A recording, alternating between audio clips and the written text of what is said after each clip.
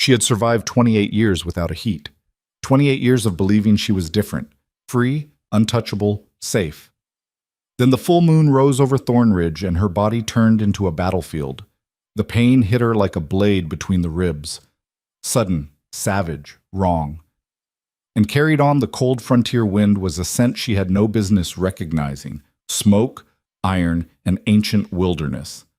The scent of King Raedric Thorn, the alpha who had never lost a war, never taken a mate, and never, ever shown mercy to anything that threatened his reign. Elira Vale, the healer who had patched 100 broken bodies, pressed her back against the oak tree in the dark glade and realized with absolute terror she couldn't heal herself out of this one. Welcome to Wings of Silver Flame. Stay until the end, because nothing about this story ends the way you think it will. Drop a like, and tell me what city you're watching from in the comments below. The frontier village of Thornridge had a way of grinding people down. It sat at the edge of the Ashenwood, a borderland forest so old and so dense that even seasoned hunters refused to enter after dark. To the north, the Greymoor Mountains scraped the sky like broken teeth. To the south, a river that had no name on any official map ran fast and black in winter and barely slower in summer. Thornridge was the kind of place that existed on royal maps only as a smudge, a footnote, a dot that said border settlement, minimal garrison. But the people who lived there were not minimal. They were farmers with iron in their spines and hunters who tracked wolves through blizzards without flinching. They were midwives who delivered babies in snowstorms and blacksmiths who worked through fevers because the village couldn't afford to wait. They were survivors, not by philosophy, but by daily necessity. Elira Vale had been one of them for 28 years. She stood at her workbench before dawn most mornings, the way she was standing now, in the blue-gray hour before the village woke, grinding dried calendula petals into powder with a rhythm as natural as breathing. Her cottage sat at the eastern edge of Thornridge, close enough to the tree line that she could hear the Ashenwood creak and settle in the dark. She had chosen that location deliberately when she'd taken over Old Marin's healer post 6 years ago. The edge suited her. The distance suited her. She was tall for a woman of the borderlands, nearly as tall as some of the alpha men in the village. With dark red hair she kept braided tight and gray eyes that the villagers said could diagnose a fever just by looking at you. Her hands were calloused from the work, stained faintly with herb residue that never fully washed out, and steady, always steady. Even in emergencies, even when the patient was a child who'd stopped breathing, even when the hunter came in with his leg bent the wrong direction, Elira's hands never shook. She was respected. That was the honest word for what the people of Thornridge felt about her. Not beloved, not warm, respected. There was a difference, and Elira understood it clearly. The villagers came to her when they needed her, for medicine, for setting bones, for the quiet business of birth and death that no one else wanted to manage. They thanked her, paid her in produce and coin, and occasionally smoked venison, and then they went back to their own lives. To their fires and their families and their instinctive social architecture that Elira had always stood just outside of, because she was Omega. In the borderlands, designation was not the orderly, polite affair it was in the capital. There was no HR policy about harassment, no royal edict posted prominently on the garrison wall that anyone seriously enforced. In Thornridge, designation was biology, and biology was destiny, and an Omega without a bond, without the anchor of an Alpha's claim, was treated as either pitiable or suspicious, depending on the day. Elira was neither pitiable nor suspicious. She had made very certain of that. She had built her competence like a wall, brick by brick, year by year, until it was high enough that even the most traditional alphas in the village couldn't see over it to the vulnerability underneath. She delivered their babies. She set their children's broken arms. She mixed the medicines that kept the winter fevers from taking their elderly. She was necessary, and necessary was safe. The other thing that kept her safe, and the thing she rarely examined too closely, because examining it felt like pressing on a bruise, was the absence of her heat. Most Omega women experience their first heat cycle between 16 and 20, a few as late as 23 or 24. It was painful, disorienting, biologically humiliating. It stripped away control and left you raw and desperate in a way that every alpha in proximity could smell. For an unbonded Omega in a frontier village, a heat was a crisis. It meant locking yourself away, hoping your pheromone trail didn't carry on the wind, hoping the alphas in the village were disciplined enough or decent enough to honor your closed door.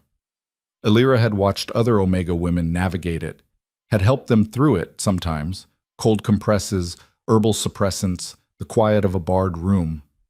She had felt the secondhand shame of it, the vulnerability that the social structure of Thornridge made even worse, but she had never experienced it herself. Her designation had presented at 17, the telltale softening of her features, the shift in her scent that made her neighbor's alpha dog sit up and take notice. But the heat that should have followed within a year, then 2, then 3, never came. Her cycles were mild, barely noticeable. No raging fever, no loss of control, no desperate chemical call to every alpha within half a mile. The village healer before her, old Marin, had theorized quietly that some Omegas simply had suppressed cycles. A biological anomaly, not uncommon in women who'd suffered early trauma, or who were, as Marin had put it with characteristic frontier bluntness, too stubborn to let their bodies run them. Elira had accepted that explanation. She'd tucked it away next to a dozen other uncomfortable things she didn't intend to examine and got on with her life. For 28 years, it had held. The morning the Summit Riders came through Thornridge, Elira was in the middle of setting old Davan's dislocated shoulder. The carpenter had come in just after dawn, pale and sweating, holding his arm at the wrong angle with the fixed, determined expression of a man who was going to feel very stupid in about 10 minutes when she explained that what needed to happen next was going to hurt considerably more than the dislocation itself. "Right," Elira said, positioning herself. "Bite down on this." She handed him a rolled leather strap. "I've done this before," he said, muffled around the leather. "I know, you say that every time." "I've done it 4 times. And every time you've bitten through the strap. This is my good strap, Davan. Don't bite through it." He started to reply, and she reset the joint. The sound it made was deeply unpleasant. Davan made a noise that was not quite a scream, more of a sustained, dignity-preserving groan, and then exhaled for what seemed like a very long time. Outside, she heard the hooves. Not the everyday sound of a farmer's cart horse or a hunting party. These were multiple horses, moving fast, iron-shod and heavy. The deliberate, resonant percussion of animals bred for endurance and power. She caught, through her slightly open window, the sound of the garrison alpha calling out a greeting that had a different quality than usual. Formal. Taut. "What's that?" Davan asked, rotating his shoulder experimentally. "Summit Riders, probably." She wiped her hands on a cloth and moved to the window. "The Alpha King's convoy has been passing through border settlements on the Eastern Circuit for the last week. Someone at the Greenmere Post sent word." Davan's expression shifted, the way every Thornridge resident's expression shifted at the mention of King Raedric. A complicated thing, half fear and half fierce territorial pride. The Alpha King was their sovereign, technically. Thornridge fell under Thorncrown jurisdiction. But the capital city of Eldenmere felt as distant to them as a story. "How long will they stay?" "One night, if the pattern holds." She handed him a small paper packet of willow bark and arnica. "Twice daily. And Davan, I'm saying this as your healer. The next time you climb an unsecured scaffold, I'm going to let you fix it yourself." He grumbled and left, nearly colliding in the doorway with young Petra from the smithy, who had come to report that 2 of the Summit Riders had injured horses that needed the healer's assessment since the garrison's own livestock handler was currently down with a stomach ailment. Elira gathered her outdoor kit and followed. She told herself she was not curious about the king. She had the thought with some emphasis, as if addressing a particularly difficult patient who kept insisting they were fine when they were clearly not. She was a healer. She was going to look at injured horses. That was all. Bote. The village square had a different texture to it with the convoy present. There were 12 riders, the Alpha King's advanced party, distinct in their gray and charcoal traveling gear, and they carried themselves with the unconscious authority of people who had never seriously needed to wonder whether they were being taken seriously. Their mounts were extraordinary animals, tall, broad-chested, sure-footed in a way that spoke of mountain breeding. 2 of them, she could see immediately, had hoof issues. one a stone bruise, the other showing early signs of a lateral tendon strain. She went to work, kneeling in the mud without ceremony, which caused the nearest summit rider to look at her with something between surprise and mild offense. "The healer's here," Petra said unnecessarily. "The livestock handler," the rider began. "Is sick," Illyra said, examining the first hoof without looking up. "I've treated horses before." "I can see you're skeptical. You're also welcome to wait for someone with the right letters after their name who is 4 hours away in Greenmere, or you can let me do what I can do." She looked up then, briefly. "This one needs the stone removed and poultice applied before another mile on that foot. The gray over there needs rest and an anti-inflammatory wrap. Which would you prefer? My help or your principles?" The rider stared at her for a moment, then stepped back and let her work. She was halfway through the poultice application when she became aware of the stillness in the square that hadn't been there before. Not quiet. The village sounds continued. The horses shifted and stamped. Petra's apprentice was still hammering something in the background. But a stillness, a held breath, a peculiar gravity that pulled at the edge of her awareness the way a change in weather pressure sometimes did. She didn't look up immediately. She finished the wrap she was doing with unhurried precision, pressed the poultice into place, secured it with practiced efficiency. Then she stood. King Raedric Thorn stood at the entrance to the square. He was not what she had expected, and she had expected very little, having deliberately not formed expectations. He was big, not in the soft, overdeveloped way of men who spent their power in pageantry, but in the way of something that had been tested continuously and found, each time, to be adequate to the test. He wore traveling gear, not ceremonial armor, and it was dusty from the road, which somehow made the reality of him harder to dismiss than gold and crown would have. He had dark hair, longer than court fashion dictated, and a face that was aggressively angular, all strong jaw and ridge of brow, and an expression that said nothing was being given away for free. He was scanning the square, not imperiously, but with the automatic situational awareness of a man who had survived enough ambushes that the habit was permanently carved into him. His gaze reached her. She felt it as a physical thing, which was unexpected. A pressure behind her sternum, a heightening of her senses, smell and sound, and the particular warmth of direct scrutiny. She kept her expression neutral and looked back at him with the same professional assessment she'd given the horses. Something flickered across his face that she couldn't read. Then Garrison Commander Aldrich stepped forward with his formal greeting, and the moment dissolved, and Illyra went back to the gray horse's tendon and told herself, quite firmly, that she was not thinking about any of it. She thought about it. Not obsessively. She was not prone to obsession, and she had work to fill the hours as she always did. 2 more patients came in the afternoon. A child with a rash that turned out to be contact dermatitis from a new soap, and a young man who'd been kicked by a mule and needed 3 stitches above his eyebrow, and a significant amount of reassurance that he was not, in fact, dying. But between patients, in the brief lulls when she was restocking her supplies or writing her treatment notes, she found the morning replaying itself with an unwanted persistence. The quality of that moment in the square, the way the air had seemed to change. She was a healer. She understood biology. She knew that alpha presence had physiological effects on omegas that were not voluntary, not personal, and not especially flattering to either party's dignity. It was chemistry. It was evolutionary programming. It meant nothing. She was still thinking about it when she went to bed, and she was still thinking about it with considerably less academic detachment at 3 a.m. when she woke up burning. The pain was unlike anything she had a name for. It wasn't the clean, localized pain of injury that she'd cataloged and categorized and treated in others for years. It was systemic, radiating from her core outward, following the pathways of her nervous system like liquid fire, reaching into places she hadn't known she could feel from the outside. Her skin felt too small. The air in her cottage was too thick, too warm, impossibly inadequate no matter how fast she breathed. She sat up, knocked a jar off her bedside table. Didn't hear it break. No. The thought was flat and absolute. Not this. Not now. Not ever. This was not supposed to happen.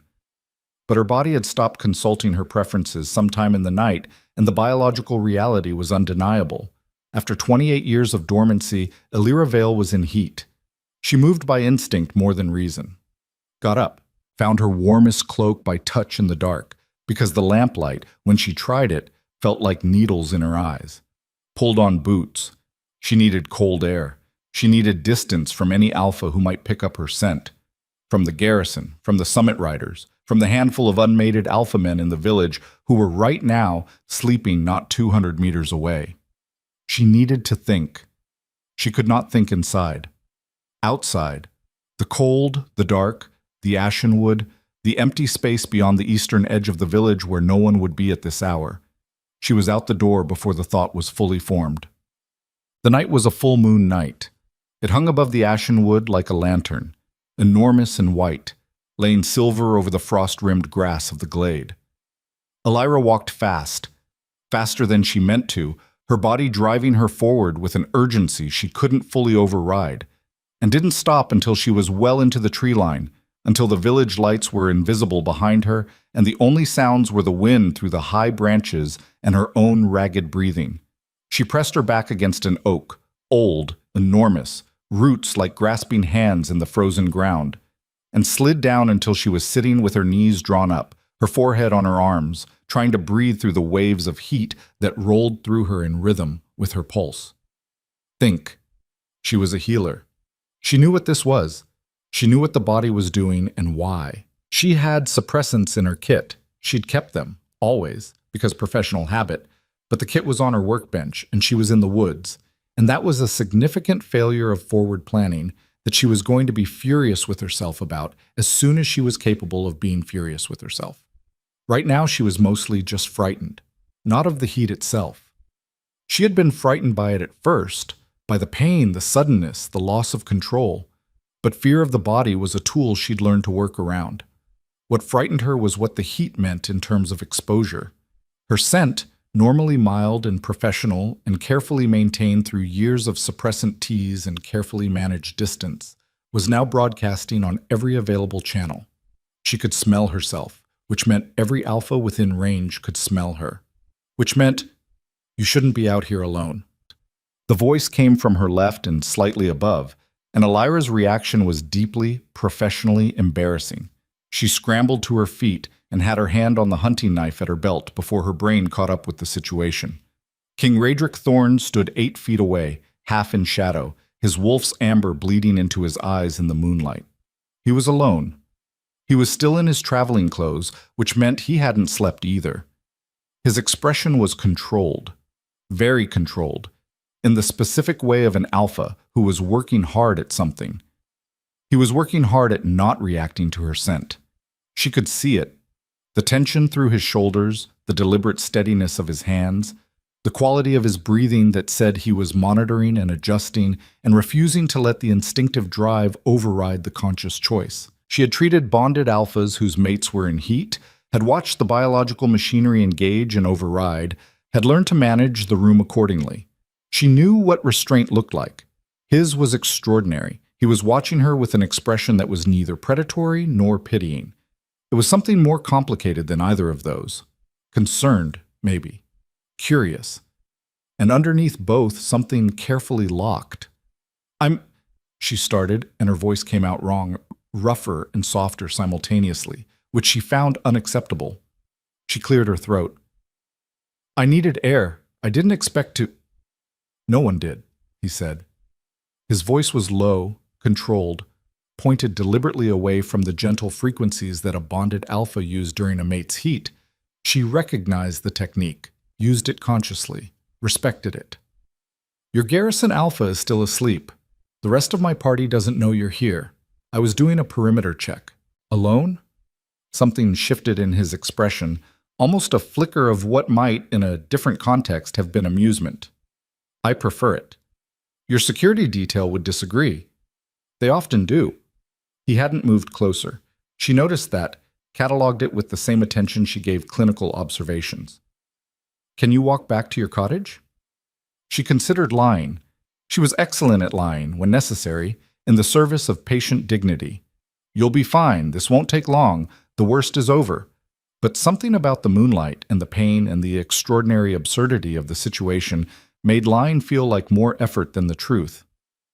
"Not yet," she said. "Give me an hour. The suppressants I have will take an edge off, if I can get back to them. Right now I can't go back into proximity of the village without broadcasting." "Yes." He nodded once. Then, with a deliberateness that she found herself tracking very carefully, he sat down on a root of the adjacent oak. Not close, but not at flight distance either. A considered middle space. "Then we'll wait," he said. She stared at him. "You don't have to." "I know." He looked at her with those amber-threaded eyes. "But you're alone in the dark with an active heat and a knife you had in your hand before I finished my first sentence, and the Ashenwood is not a safe place at night even without those complications." A pause. "I'm not going to touch you. I'm not going to tell anyone what I saw. I'm offering company until you can safely get back. That's all this is." Elira looked at him for a long time. The heat rolled through her in another wave, painful, insistent, biologically adamant about what it wanted.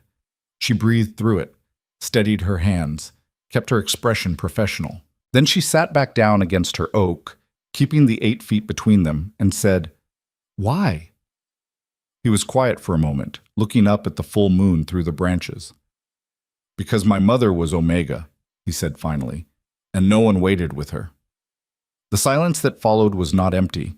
It was full of things neither of them said, which felt, strangely, like a kind of respect. They stayed in the glade for 2 hours. It was not comfortable.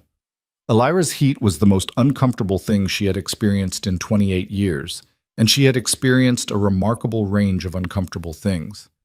The pain came in waves, each one different, some burning, some aching, some with the peculiar quality of longing that she'd always intellectually understood but had never until tonight actually felt.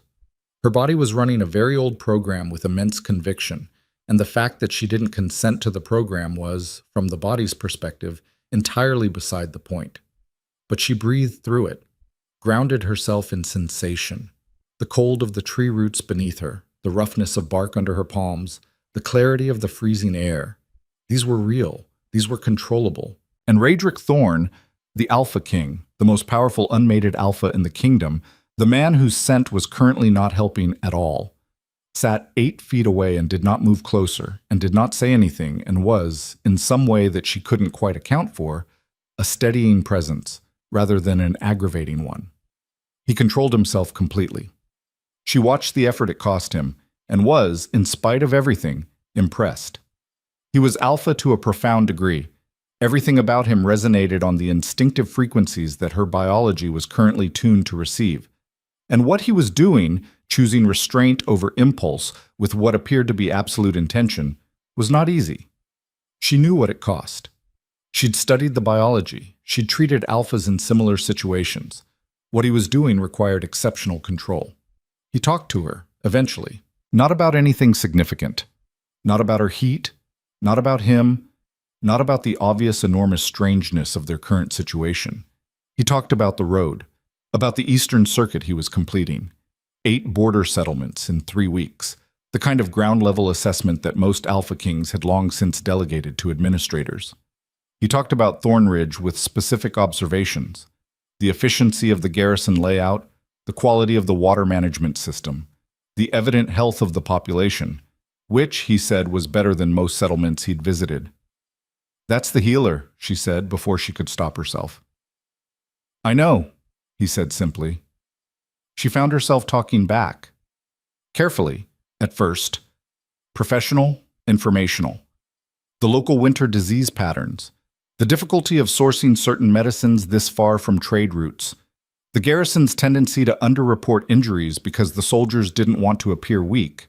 He listened with the attentiveness of someone genuinely interested, not performing interest, and asked specific follow-up questions that told her he had been listening to more than just the surface of what she said.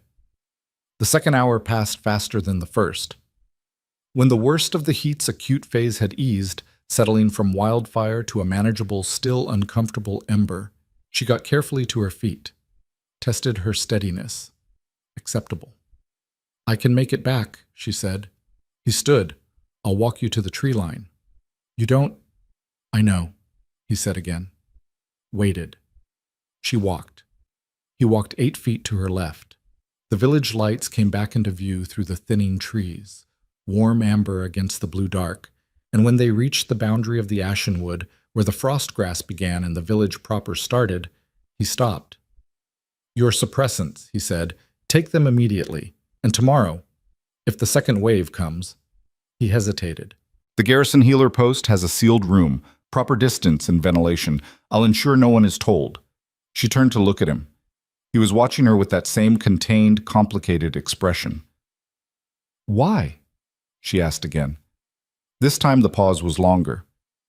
"Because I think," he said carefully, "that you've been managing alone for a very long time. And because you're clearly capable of it. But capable of something isn't the same as being required to do it without any support at all." His amber eyes held hers.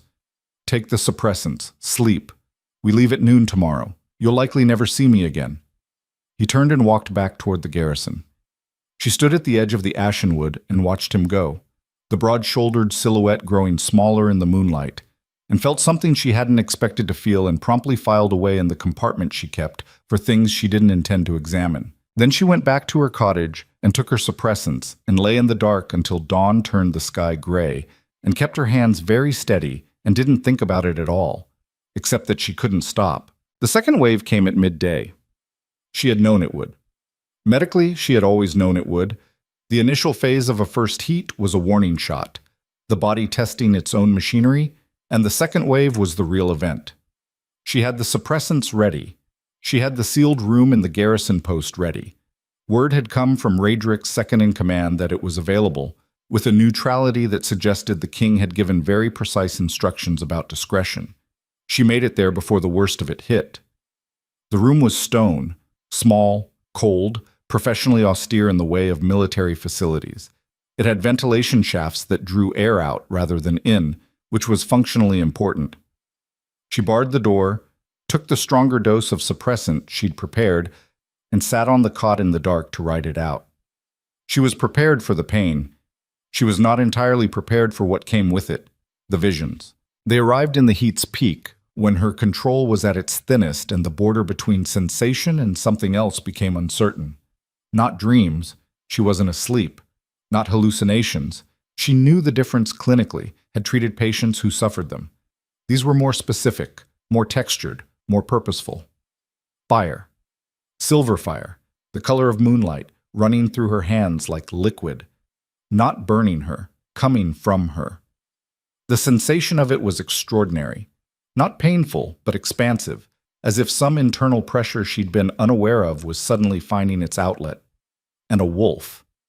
Black as river water at midnight, enormous beyond natural proportion, running through a field of ash with its head low and its focus absolute. She knew the wolf. She couldn't have explained how she knew it. She had never had a wolf, would never have a wolf. But the knowledge was certain and instinctive, the way you knew your own hands in the dark. It was his wolf, Raedric's. She came back to herself in the stone room gasping, her hands pressed flat against the cold floor, the visions dissolving into the gray light that crept under the door. Her heart rate was elevated. Her skin felt strange, warm in a way that had nothing to do with the heat, a warmth that came from the inside. She lifted her hands. In the dim light from the crack under the door, she could see nothing unusual. But for one moment, one strange, medically inexplicable moment, she had been almost sure she could see something shimmering just beneath the surface of her skin, like scales, like silver fire, like something that had been sleeping a very long time, woken by a king's wolf in a moonlit glade, finally beginning to remember what it was. She held her hands in the dark for a long time. Then she put them down, took a steadying breath, and told herself, as she had told herself at 17 and 20 and 25, and every year she had survived alone in a frontier village at the edge of an ancient forest, that she was fine. She was going to be fine, but the warmth didn't go away. And in the garrison yard outside, just barely audible through the stone wall, she heard the convoy preparing to leave, horses and harness, and the rhythmic efficiency of disciplined riders. And underneath all of it, barely there, so faint she might have imagined it, the distant, resonant sound of a wolf's howl, climbing through the cold noon air and curling at its highest note into something that was almost a question. She sat in the stone room. She pressed her warm, strange hands together. She did not answer. The convoy left Thornridge at noon. The king did not look back, but 14 miles down the eastern road, his second-in-command would later tell the story of how the king had reined in his horse without explanation on a ridge overlooking the valley, stared back at the tiny cluster of buildings visible in the distance, and held that position for exactly 1 minute and 40 seconds before giving the order to continue. No one asked him why. They had learned over years that some things the king did were not for explanation, but his wolf's eyes stayed amber all the way to the next settlement. And the healer at the edge of the ashen wood sat in her stone room until the suppressants worked and the fire in her skin quieted, and tried to remember that her life was small and good and exactly enough. She was not entirely convinced, but she was, as always, trying. 3 weeks passed before Alira allowed herself to believe the worst was over. The heat did not return, not with the violence of that first night, at least. It settled into something manageable, a low background hum that her suppressants kept subdued, and she moved through her days with the careful, methodical focus she had always used to outwalk the things that frightened her. Patient in the morning, supply inventory in the afternoon, the Ashenwood's edge at dusk, checking the frost line, watching the weather come in off the Greymoor Mountains with the practiced eye of someone who needed to predict it accurately or people died. The convoy was long gone. King Raedric Thorn was, as he had said he would be, someone she would likely never see again. That was correct. That was appropriate. She filed the memory of the moonlit glade with the same professional detachment she filed difficult cases. Noted, processed, closed. The warmth under her skin, however, was considerably less cooperative. It had not gone away. It had, in fact, grown. Not dramatically. Not in a way that announced itself or demanded attention. Just a persistent interior heat that lived at the level of her blood, quiet enough to ignore during the occupied hours of the day and impossible to ignore in the still dark of 3 a.m, and the shimmering she had seen on her hands in the garrison room. She had almost convinced herself that was the suppressants, a side effect, an artifact of fever and exhaustion. Almost. She was a healer. She did not have the luxury of sustained self-deception. She had begun quietly to research. Her medical library was not extensive. Frontier settlements did not draw extensive medical libraries. But she had texts she had carried from her training, practical volumes supplemented by whatever she could beg or borrow from traveling merchants and the garrison's own supply runs. She had one particular text, inherited from Marin along with the healer's post, that was old enough that its binding was held together by 2 pieces of cord and good intentions. Marin had called it the Index, a cross-reference volume of physiological anomalies, bloodline-linked conditions, and designation irregularities compiled by a physician who had worked across 6 border settlements over a 40-year career. The entry she found was small, almost dismissive, a half-page, tucked between a description of a rare clotting condition and a note about second-generation beta presentations. But when she read it, sitting at her workbench at 2 a.m. with the lamp turned high and her warm hands pressed flat against the table, she read it 4 times without moving. Silver flame carriers, the entry said, may present as suppressed omegas in early life, with first heat onset significantly delayed, in some cases by decades. Late presentation is characterized by internal heat that does not respond normally to suppressants, luminescent skin response under extreme physiological stress, and in documented cases, fragmentary shared perception with a compatible bonded alpha. The silver flame bloodline is not a designation anomaly. It is a bloodline inheritance predating the current kingdom's designation taxonomy by several centuries associated with the Violindri, a people whose historical records are, in the current era, largely inaccessible. She sat with that paragraph for a long time. The Violindri. She had heard the word once as a child from her grandmother, spoken quietly, the way adults spoke things they didn't intend for children to hear. Her grandmother had been a woman of the deep borderlands, from a settlement further east than Thornridge, from a community that had scattered before Alira was old enough to ask questions. She had died when Alira was 9, leaving behind 2 things: a tendency for red hair that skipped generations, and a single piece of jewelry, a pendant of hammered silver that had, when held at certain angles in direct light, seemed to have scales etched into it, rather than the floral pattern Alira had always assumed. She got up, went to the small chest at the back of her wardrobe, lifted the pendant out by its chain and held it under the lamp. Scales. She had been seeing flowers her entire life because she had expected flowers, but they were scales, overlapping, delicate, precise, and in the center, barely visible, an open wing. She put the pendant down carefully, returned to the index, read the entry one more time. Then she went to bed and lay in the dark and felt the warmth moving through her bloodstream like something that had always known exactly what it was, even when she hadn't. The messenger arrived on a Tuesday in the 4th week after the convoy's departure, riding hard enough that his horse needed attention before he did. Alira was in the middle of a complicated conversation with Garrison Commander Aldrich about the garrison's supply of clean bandaging, a conversation that had been ongoing for 3 weeks and had not substantially advanced when the rider came in. He was young, travel-worn, wearing the gray and charcoal of the King's Administrative Corps rather than military colors, which meant official correspondence rather than military order. He handed the sealed letter to Aldrich with the clipped efficiency of someone with 6 more stops on his route. Aldrich broke the seal, read. His expression went through 3 separate evolutions in approximately 4 seconds. "It's a summons," he said. "For the garrison?" Alira asked, out of professional habit, already calculating whether she needed to prepare a larger volume of injury supplies. "For you." She looked at him. He turned the letter so she could read it. The script was formal, the careful, neutral hand of an administrative secretary, but the language at the bottom, the personal notation that sat above the royal seal, was in a different hand, sharper, more economical, entirely devoid of courtly flourish.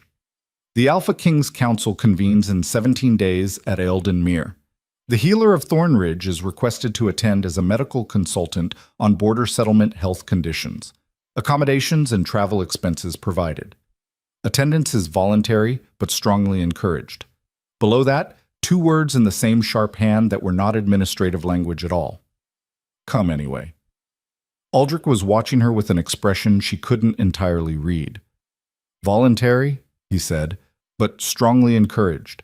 In royal language, that's about as close to a formal command as you get without the word command in it. "I know what it means," she said. "Do you know why?" She kept her face professional.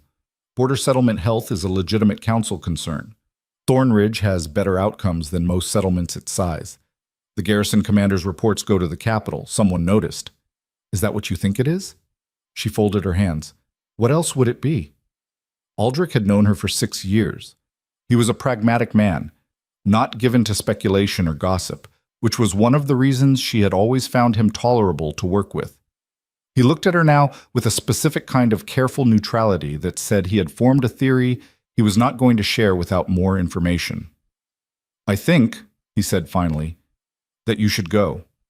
She took the letter back, read those 2 words again, then folded it and put it in her coat pocket and spent the rest of the day pretending it wasn't there, which was, by any measure, a complete failure.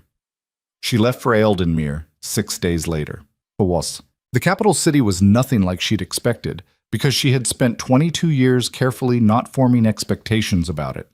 It was large, genuinely, operationally large in a way that Thornridge's entire population could have been absorbed into 3 city blocks without disturbing the existing residents. It had smell and sound and a layered complexity of social energy that pressed against her frontier-tuned senses like a wall. The population density alone produced a physiological response. Too many designation signals, too many competing scents, too much ambient alpha presence to easily filter. And she spent the first 2 hours in her assigned quarters breathing deliberately and reminding herself that she had managed worse. The Thorn Palace, where the council sessions were housed, was imposing in the way of a building that had been built to be imposing and had succeeded beyond anyone's expectations. Stone that had gone dark with age, towers that looked like they were trying to interrogate the sky, and a gated entrance where the guards moved with the practiced confidence of people who had never had their authority questioned and weren't expecting to start.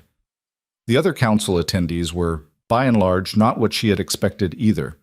The summit had drawn healers from 8 border settlements, a broader representation than any council session she'd heard of, along with garrison commanders, 3 regional lords, 2 representatives from the Merchants Consortium, and an assortment of administrative staff whose exact function wasn't immediately obvious. Alira was the only healer from a settlement as small as Thornridge. She was also, she noted within the first hour, the only Omega in any non-administrative role in the room. This was noted by others before she'd finished noting it herself. Thornridge. The speaker was a tall alpha woman, sharp-featured, impeccably dressed, wearing the formal colors of the Northern Reaches garrison oversight. Her name, Alira would learn, was Lady Councillor Dravith, and she had been on the Royal Council for 11 years. She said Thornridge the way someone might say that settlement whose name I keep forgetting. "You're the frontier healer." "Yes," Alira said. "Interesting that the king requested a frontier healer specifically." Her eyes moved over Alira with an assessment that had nothing medical about it. "Interesting timing as well, given that the Eastern Circuit passed through your settlement last month." "Thornridge has measurably better health outcomes than comparable border settlements," Alira said. "If the council is reviewing frontier health conditions, direct consultation with the responsible practitioner seems logical." "Of course." Dravith's smile was the kind that lived entirely in the facial muscles, without making any attempt to reach the eyes. "Welcome to Eildenmere." She moved away, and Alira stood in the high-ceilinged antechamber with the particular sensation she had long ago learned to recognize as a hostile social environment, and began methodically constructing her professional armor. She was good at this. She had been doing it since she was 17. She did not see Raedric on the first day. The council sessions were structured, specific time blocks with specific attendees in specific rooms, and the king's direct involvement was limited to the formal assembly in the main hall, which was scheduled for day 3. The first 2 days were working sessions, regional representatives presenting their data, the medical consultants reviewing conditions in their respective areas, the administrative staff building the evidential framework that the formal assembly would address. Alira worked. She was here as a medical consultant, and she consulted, with clarity, with specificity, with the accumulated data of 6 years at Thornridge's healer post, including mortality rates, seasonal disease patterns, injury profiles, and the frankly appalling nutritional gaps in the current garrison supply protocol. She was thorough and she was precise, and she was not, she told herself, waiting for anything. She felt him before she saw him. That was the honest accounting of it, the one she made privately in the guest room that night while staring at the ceiling and refusing to be alarmed by her own responses. She had been in a working session with 3 garrison commanders and a supply administrator when the quality of the air in the palace had shifted in a way she recognized. A particular pressure, a particular warmth, a faint trace on the complex atmospheric mix of the building that her biology identified with complete and embarrassing certainty. She had kept talking, had finished her point about winter vitamin deficiency rates with full professional composure, had not looked up when she heard the door of the adjacent session room open and close. The warmth under her skin had intensified briefly, like a banked fire finding fresh oxygen.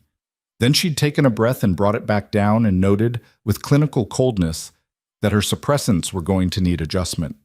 The note came that evening. Not a formal letter this time. No administrative hand, no royal seal. A folded piece of paper slipped under her door, containing 9 words in that same economical script she had memorized from the summons. The East Garden. After the evening bell. If you want. She stood in her room holding the note for considerably longer than 9 words warranted. Then she put on her warmest coat and went. The East Garden was enclosed by stone walls high enough to block the wind off the palace's north face, which made it considerably warmer than the open courtyard. Someone had planted it practically rather than ornamentally. Herbs and low, hardy shrubs rather than decorative blooms, organized with a frontier logic that felt incongruous with the palace grandeur surrounding it. It felt, Alira thought, as she pushed open the low wooden gate, like a place that someone had insisted on in the middle of a building designed entirely for appearance. Raedric was already there, standing at the far end near a stone bench, his coat collar up against the cold and his hands behind his back. He turned when he heard the gate. They looked at each other across the length of the garden. "You came," he said. "You said, 'if you want,'" she said. "That's an unusual construction for a king summoning someone." "It was meant to be." She walked toward him, not quickly, measuring the space between them with the same awareness she had maintained in the moonlit glade. He didn't move to close the distance. That consistency was something she had already cataloged and filed under significant. "The summons said medical consultation," she said. "It did. That's also real. I read your garrison reports. Your work is genuinely exceptional, and the council needs to understand what frontier conditions actually look like from someone who lives in them." He paused. "But that's not the only reason I asked you here." "I know." He looked at her for a moment. "How are you?" The question was direct in a way that most people never managed. Not, "How are you?" as social reflex, but as a real inquiry, aimed at the thing underneath the professional surface. She had not been asked that question with genuine intent for longer than she could easily calculate. "Strange," she said honestly. "Strange how?" She looked at her hands, gloved tonight, against the cold. "I've been researching. There's a physiological text in my collection, an old one. It describes something called the silver flame bloodline." She looked up at him. "I think my grandmother may have been Vailindri." The word landed in the garden's cold air like a stone in still water. Raedric went very still, not the stillness of someone hearing new information, the stillness of someone whose existing information had just connected to something else, rapidly and with significant consequences. "Say that again," he said quietly. "The silver flame bloodline, the Vailindri." She watched his face. "You know the term." "I know it." He sat down on the stone bench, slowly, with the deliberateness of someone making a decision about how to have the next conversation carefully. "Elira, how long has the warmth been present?" She stared at him. "I didn't tell you about the warmth." "No, but I could feel it." He looked up at her. "In the glade, and when you came to the palace yesterday, before I saw you, I could feel it the way you can feel a fire through a stone wall." His jaw tightened briefly. "I've felt it before. Once. A long time ago." "Where?" He was quiet for a moment. Then he said, "My maternal grandmother was a scholar of old bloodlines. She devoted 20 years to documenting lineages the kingdom had officially declared extinct." A pause. "The Vailindri were declared extinct by royal decree 63 years ago. My grandmother believed that was not accurate." The cold was very clear and quiet in the garden. Elira sat on the bench at a careful distance, and the warmth in her blood moved with her pulse, and somewhere in the palace above them, a clock struck the quarter hour. "There are things that happen," Raedric said, choosing words with visible precision, "when a silver flame carrier encounters a compatible alpha in a heat state. Things that the old texts describe. I've read those texts." The shimmering," Elira said. "Yes." "The visions." Something moved across his face. "You had them." "A wolf," she said, "running through ash." The silence that followed was the kind that had physical weight. "I ran that field," he said very quietly. "The night I came back from the Eastern Circuit. I was in wolf form for 6 hours. I didn't understand why at the time." He stopped. "The field south of Thornridge where the old farmsteads burned." She thought about it for a moment, then, almost against her will, "I know that field. I've walked it 100 times. I've never once felt anything strange there." A pause. "Until 3 weeks ago." They sat with that for a moment. "What does it mean?" she said. Not entirely a question. "It means," he said, and his voice was careful in the way of someone navigating a floor they didn't entirely trust, "that you carry something that most of the kingdom believes doesn't exist. And that something, the flame, the bloodline, whatever name fits, has apparently begun to wake up." He looked at her directly. "And it means that I need to tell you something that you're not going to like." "Tell me." "The Alpha Summit. The formal assembly on day 3. There will be representatives from the northern noble houses. including one who has been, for the past 4 years, building a case in the Royal Council that certain border bloodlines represent a security threat to the kingdom. He paused. Lord Varan Kasseth. He has been advocating for expanded designation controls in frontier settlements. His actual agenda is substantially less official than that. What is it? Power, specifically the kind that comes from controlling something the throne considers valuable. He met her eyes. If Kasseth's people identify what you are before we understand it ourselves, before we have any framework for how to protect you, then coming to this summit was the most dangerous thing you could have done. Elira sat very still with that information. Then she said, "And you knew this before you sent the summons." He held her gaze. Didn't flinch. "I suspected. I didn't know about the Velindri connection. That's new information. I knew that whatever happened in the glade was not ordinary, and that leaving you alone in Thornridge without knowing what was happening to you was... I decided it was more dangerous than bringing you here. That was a decision you made about my safety without consulting me." "Yes." "That's not..." "No," he agreed. "It isn't. I know." The honesty in his voice was absolute.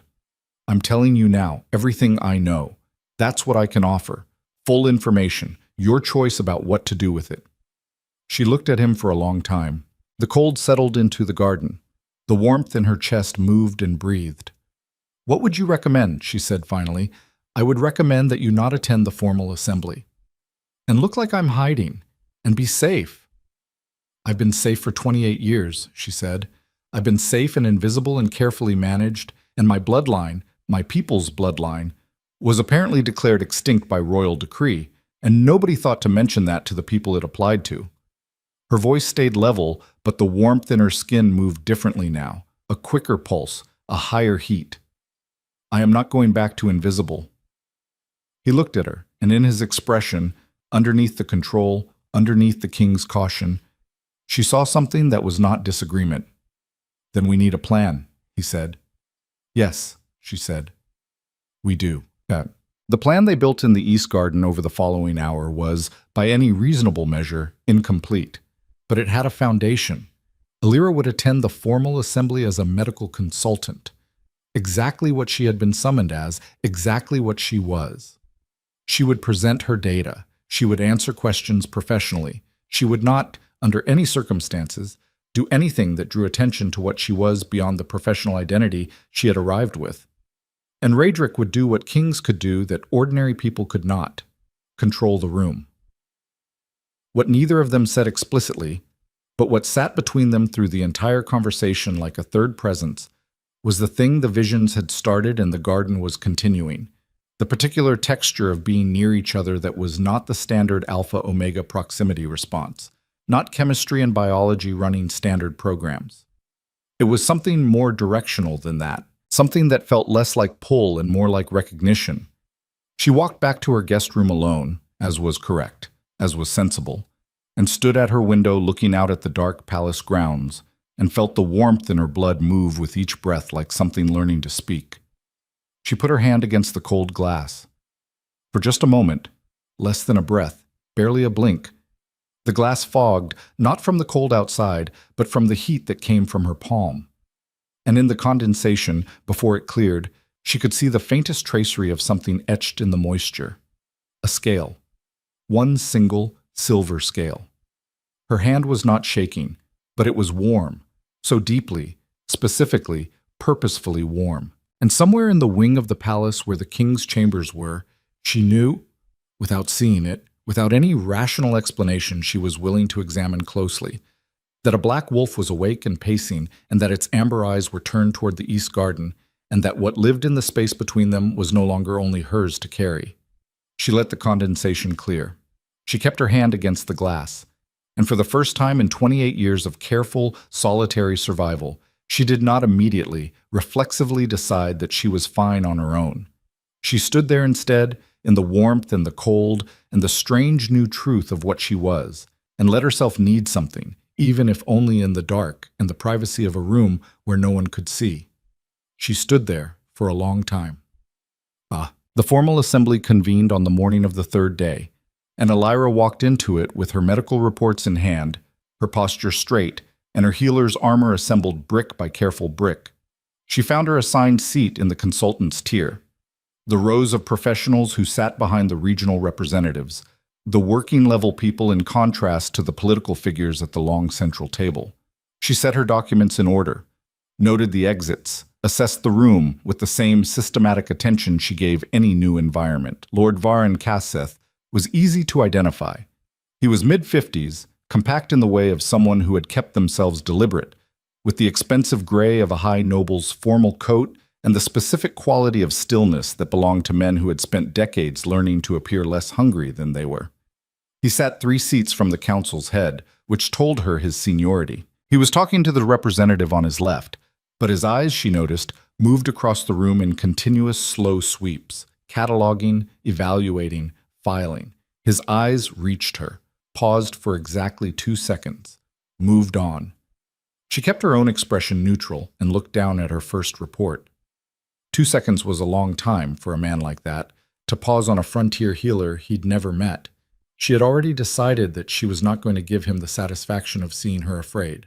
But she made a quiet internal adjustment, a recalibration of attention, a sharpening of the peripheral awareness she'd maintained in difficult patient situations for years, and kept Kaseth in the edge of her vision for the rest of the morning session. What she didn't anticipate was that the morning session would also be the moment the Silver Flame decided it was done waiting. The session was 3 hours in, and Elira was midway through her formal presentation on frontier nutritional gaps, standing at the consultant's lectern with her charts and her data and her 6 years of accumulated evidence, when she made the mistake of glancing up at the room and meeting Kaseth's eyes directly. He was not looking at her with the polite disinterest appropriate to a consultant's presentation. He was looking at her with the specific, focused recognition of a man who had just identified something he had been searching for. The warmth in her blood spiked. It moved through her in a single, intense wave, not painful, just present, undeniably present, more present than it had ever been in the garrison room or the glade or the East Garden. Her hands, resting on the sides of the lectern, went warm, then warmer. She could feel the heat radiating off them, could see, at the edge of her vision, very briefly, the faintest silver luminescence across her knuckles. She covered it, both hands flat on the lectern, covered, took a breath, continued speaking. But across the room, in his seat 3 positions from the council head, Lord Varan Kaseth had seen it. She knew because his expression changed, not dramatically, not in any way that the room would have registered. A small thing, the micro-expression of a man who had just had a significant theory confirmed, a very slight relaxation of his jaw, the briefest sharpening of his eyes. He looked down at the papers in front of him and made a note. She finished her presentation, returned to her seat, kept her breathing regulated, her hands folded, her expression professional. Felt the warmth in her blood moving faster now, as if her body had understood the threat that her mind was still carefully not naming. At the long central table, Raedric sat at the council's head, the Alpha King, formal and attentive. And she had not looked at him directly once during the entire session. But she looked at him now, for one moment, because she needed to know. He was already looking at her, not with alarm, not with the protective urgency that would have drawn attention to them both, with the contained, specific focus of a man who had seen what she'd seen, who was assessing the same threat she was, and who was, in the set of his jaw, in the quality of his stillness, already planning. He held her gaze for 2 seconds.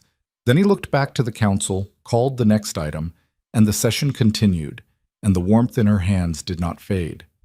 And Lord Varan Kaseth, 3 seats down, did not stop writing. Kaseth stopped writing at the precise moment the session chairman called the midday recess, and the orderly dissolution of the assembly room into smaller conversations and moving bodies gave Elira exactly 40 seconds to make a decision. She made it in 5. She gathered her reports with the unhurried efficiency of someone who had nothing unusual on her mind, exchanged a brief professional word with the healer from Green Mere who had been seated beside her, and walked toward the side corridor that led to the consultant's rest area. Not quickly, not slowly, at the exact pace of a woman with a legitimate destination and no particular urgency about reaching it. She did not look at Kaseth. She did not look at Raedric. She turned the corner into the corridor and walked until she found an alcove behind a support column, pressed herself into it, and stood there with her back to the stone and her hands flat against the wall behind her, and let herself, privately, be frightened for exactly 30 seconds. The warmth in her blood was different now. Not the deep passive heat of the weeks since Thornridge. This was active, directional, as if something in her physiology had registered Kaseth's recognition as a threat and was responding accordingly. Her skin felt tight. Her fingers were warm to the point of heat. And underneath the fear, underneath the professional armor and the survival calculation, was something older and less civilized that she did not yet have a name for, that was telling her in no uncertain terms that the man who had just made that note in his ledger was dangerous. 30 seconds. She exhaled, rebuilt the armor. Then she stepped back out of the alcove and walked directly into Raedric's second-in-command, Commander Idris Vale, who had apparently been coming from the opposite direction, with the specific purposefulness of someone who had been sent to find her. He was a compact, gray-haired alpha with the permanently evaluating expression of a man whose entire career had been built on accurate threat assessment. He looked at her, looked at the corridor behind her, and said very quietly, "The king would like a word. Not here. The private consultation room on the east wing, 3rd floor, in 10 minutes. "I know where it is," she said, because she had memorized the palace layout on her first day, because that was what she did in new environments. 10 minutes, he said again, and walked away. Raedric was already in the room when she arrived, and he was not alone. The second person was a woman Elira hadn't seen in the assembly, older, perhaps 60, wearing the plain dark clothing of an academic or archivist rather than any official designation. She had white hair cut practically short, and the specific quality of stillness that belonged to people who spent their lives reading and had consequently stopped needing to fill silence with movement. "This is Scholar Renthi," Raedric said, before Elira could ask. "She was my grandmother's student. She's been working on the bloodline documentation for 30 years. Elira looked at the scholar. "You know about the Vaelindri." "I know more about the Vaelindri than anyone currently living," Renthi said, with a directness that Elira found immediately respectable, including several things that would make certain members of this council significantly uncomfortable. She looked Elira over with an assessment that was clinical in its own way. Different from medical, more like cataloging, but not unkind. You have the coloring, the delayed presentation, the internal heat signature. She glanced at Elira's hands. "May I?"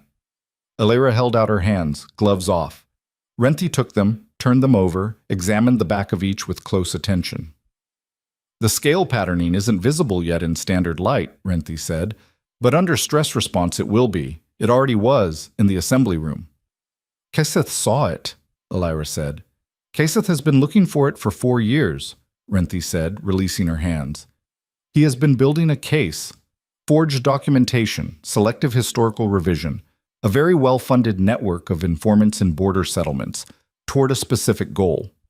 He wants to bring a motion before the full council declaring the Vaelindri bloodline a threat to the crown's stability. The motion includes a provision for what he calls containment." Her voice was entirely level. "That's a political word. In practical terms, it means acquisition.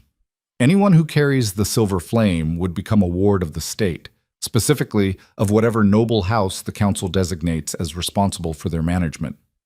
The word landed in the room like something heavy being set down. "His house," Raedric said. "His house," Renthi confirmed.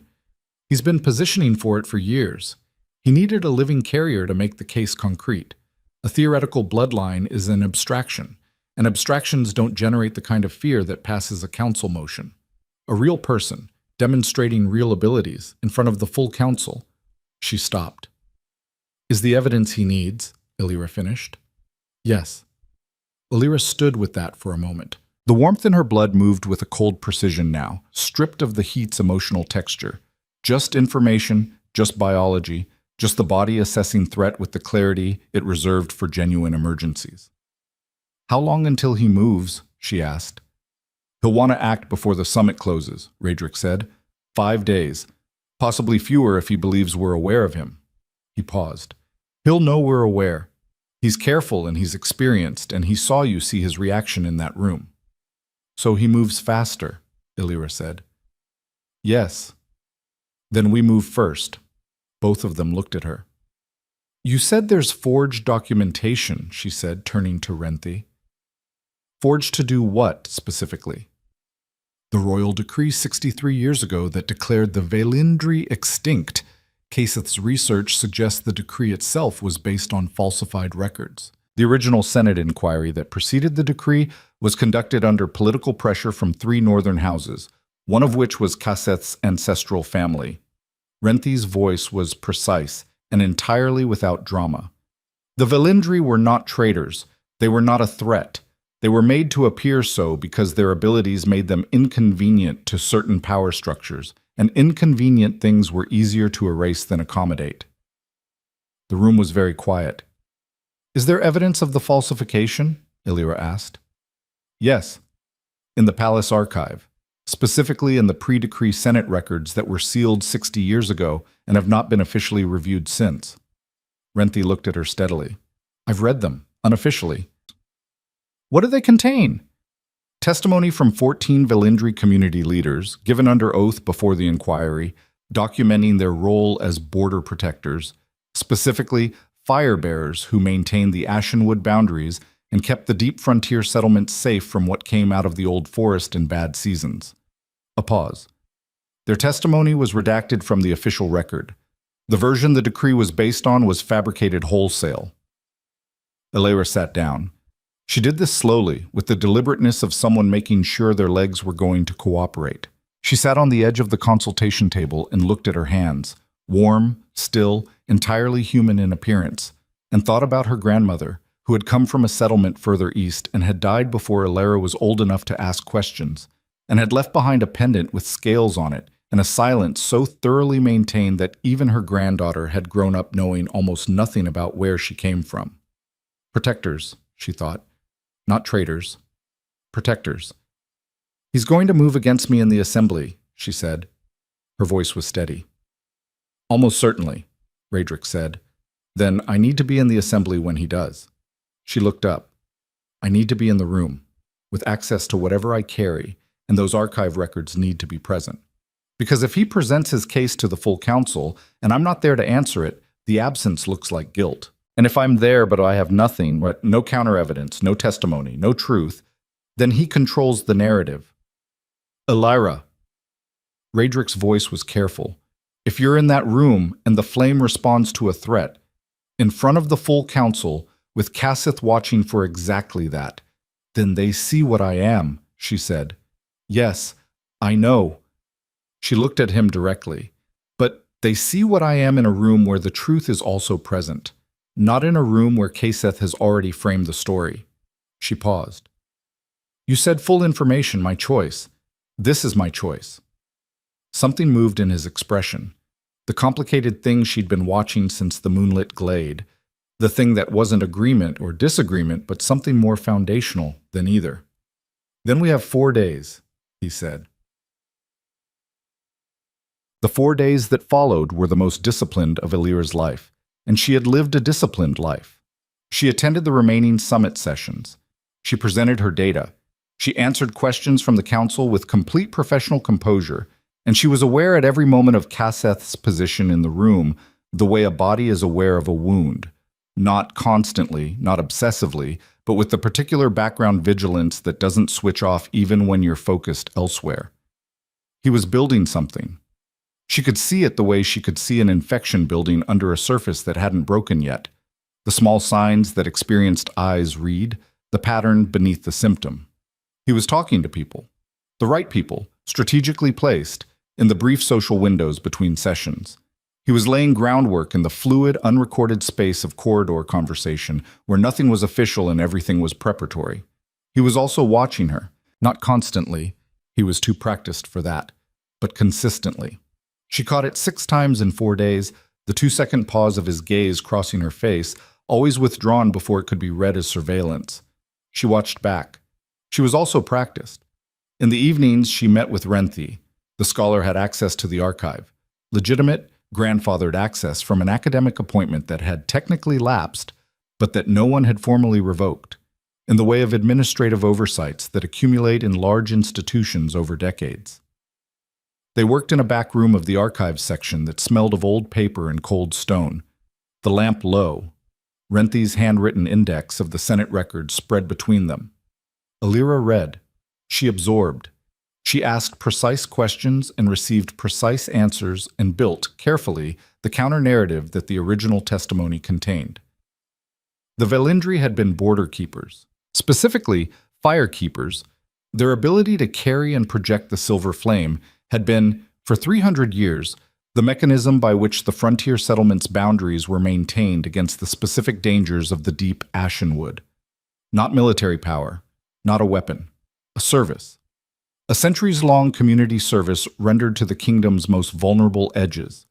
The settlements that existed at the margins of the maps, where no garrison was sufficient and no royal decree reached fast enough to matter, until the decree that erased them. She found her grandmother's community in the records, a settlement called Vailden, east of Thornridge, now listed on current maps as abandoned. 14 families. The testimony of their elder, a woman named Syrev, given before the Senate inquiry 59 years ago, meticulously detailed, entirely redacted from the official record. They had maintained the eastern ashen wood boundary for 4 generations. They had never acted against the crown. They had been living in Vail Dun under an existing agreement with the regional lord, an agreement that was also conveniently absent from the official record. Alira read Sirev's testimony twice. It was formal, careful language, the language of someone who had learned to navigate official settings carefully, who was presenting her community's case to people she was not certain she could trust, and who was doing so with a precision that spoke to the discipline of long practice. The discipline, Alira recognized, of someone who had learned very early that being extraordinary made you a target, and that the only reliable protection was to be indispensable. She sat with that recognition for a long time, in the cold archive room, with the lamp burning low. Then she turned the page and kept reading. On the morning of the 5th day, Cassith made his move. He did it in the formal assembly's final session, the summary and closing proceedings, when all council members and consultants were present and the record was being officially compiled. He did it with the smooth procedural precision of someone who had prepared this moment extensively. He requested the floor under the standing rule for council members to introduce matters of security concern, which the session chairman granted with the automatic courtesy of a man who had no reason yet to see where this was going. Alira sat in the consultant's tier and kept her hands folded on the table and her breathing even. The council's attention, Cassith said from his position at the central table, is respectfully directed to a matter of border security that this summit has inadvertently brought to light. His voice was measured, the tone of civic concern rather than accusation. Specifically, evidence that at least one individual currently present in this assembly may carry a bloodline designation that was addressed by royal decree 63 years ago for compelling reasons of state security. The room's temperature changed. Alira felt it before she saw it, the shift in attention, the realignment of focus, the particular quality of a large room full of politically experienced people suddenly sharpening their awareness in the same direction. The Velindri bloodline, Cassith continued, was declared inactive, and its carriers relocated to managed communities as a protective measure following the border incident of... That is not an accurate characterization of the decree, Alira said.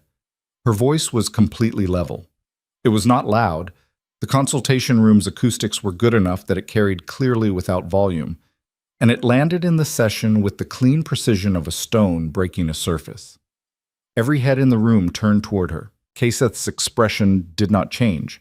He was too good for that.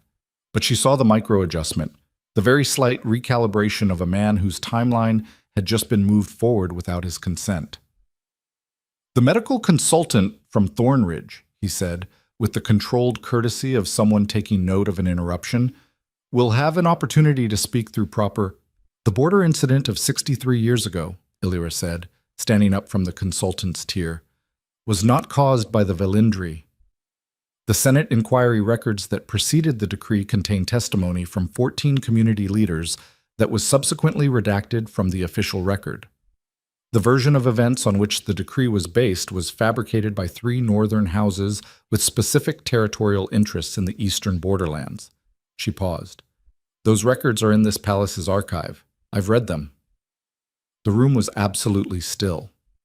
Kaseth looked at her for 2 full seconds. Then he said, with a smile that did not reach his eyes, "The consultant makes serious allegations, allegations that would require substantial evidentiary support to be taken seriously by this council." "Scholar Renthi has compiled that evidence," Illyra said. "She's been working on it for 30 years. Scholar Renthi's appointment to the Royal Archive lapsed 6 years ago. The records didn't lapse, they're still there. The Senate testimony is still there. Anyone in this room can request access and verify what I'm describing." She looked around the table. The garrison commanders, the regional lords, the other consultants who were watching this with the focused attention of people trying to determine which way the situation was going to fall. "The question Lord Kaseth should be required to answer is not what I am. The question is why he has spent 4 years building a case against a bloodline using a decree he knows was based on false testimony." Kaseth's jaw tightened, very slightly. "The consultant is making serious accusations against a member of this council. I am describing documented facts," Illyra said. "There's a difference. You know the difference." The silence that followed had a different texture than the earlier one. It was evaluating rather than shocked. The room processing, recalibrating, looking from Kaseth to Illyra, and performing the political calculation that determined which way credibility fell. Then Kaseth said softly, "Council members, I would ask that the assembly observe the consultant's hands." And Illyra felt it. The threat wasn't subtle. It was a direct provocation, aimed precisely at the response he needed her to generate. He was pushing at her, deliberately and expertly, looking for the biological reaction he'd seen in the earlier session, the luminescence that would reframe everything she'd said as dangerous rather than truthful. He was trying to get her to light up in front of the full assembly so that the council saw the fire before they examined the facts. She knew what he was doing. She knew it completely, with clinical precision, and the knowledge did not stop the warmth from surging. It rose through her with a velocity she had not yet experienced, not the gentle background heat of the past weeks, not the managed discomfort of the glade. This was the flame responding to a genuine threat. Every biological process she had spent 28 years not knowing she possessed suddenly fully online. The heat moving from her core outward with the unstoppable momentum of something that had been waiting a very long time. Her hands, braced against the consultant's table, went from warm to luminous in the space of 2 breaths.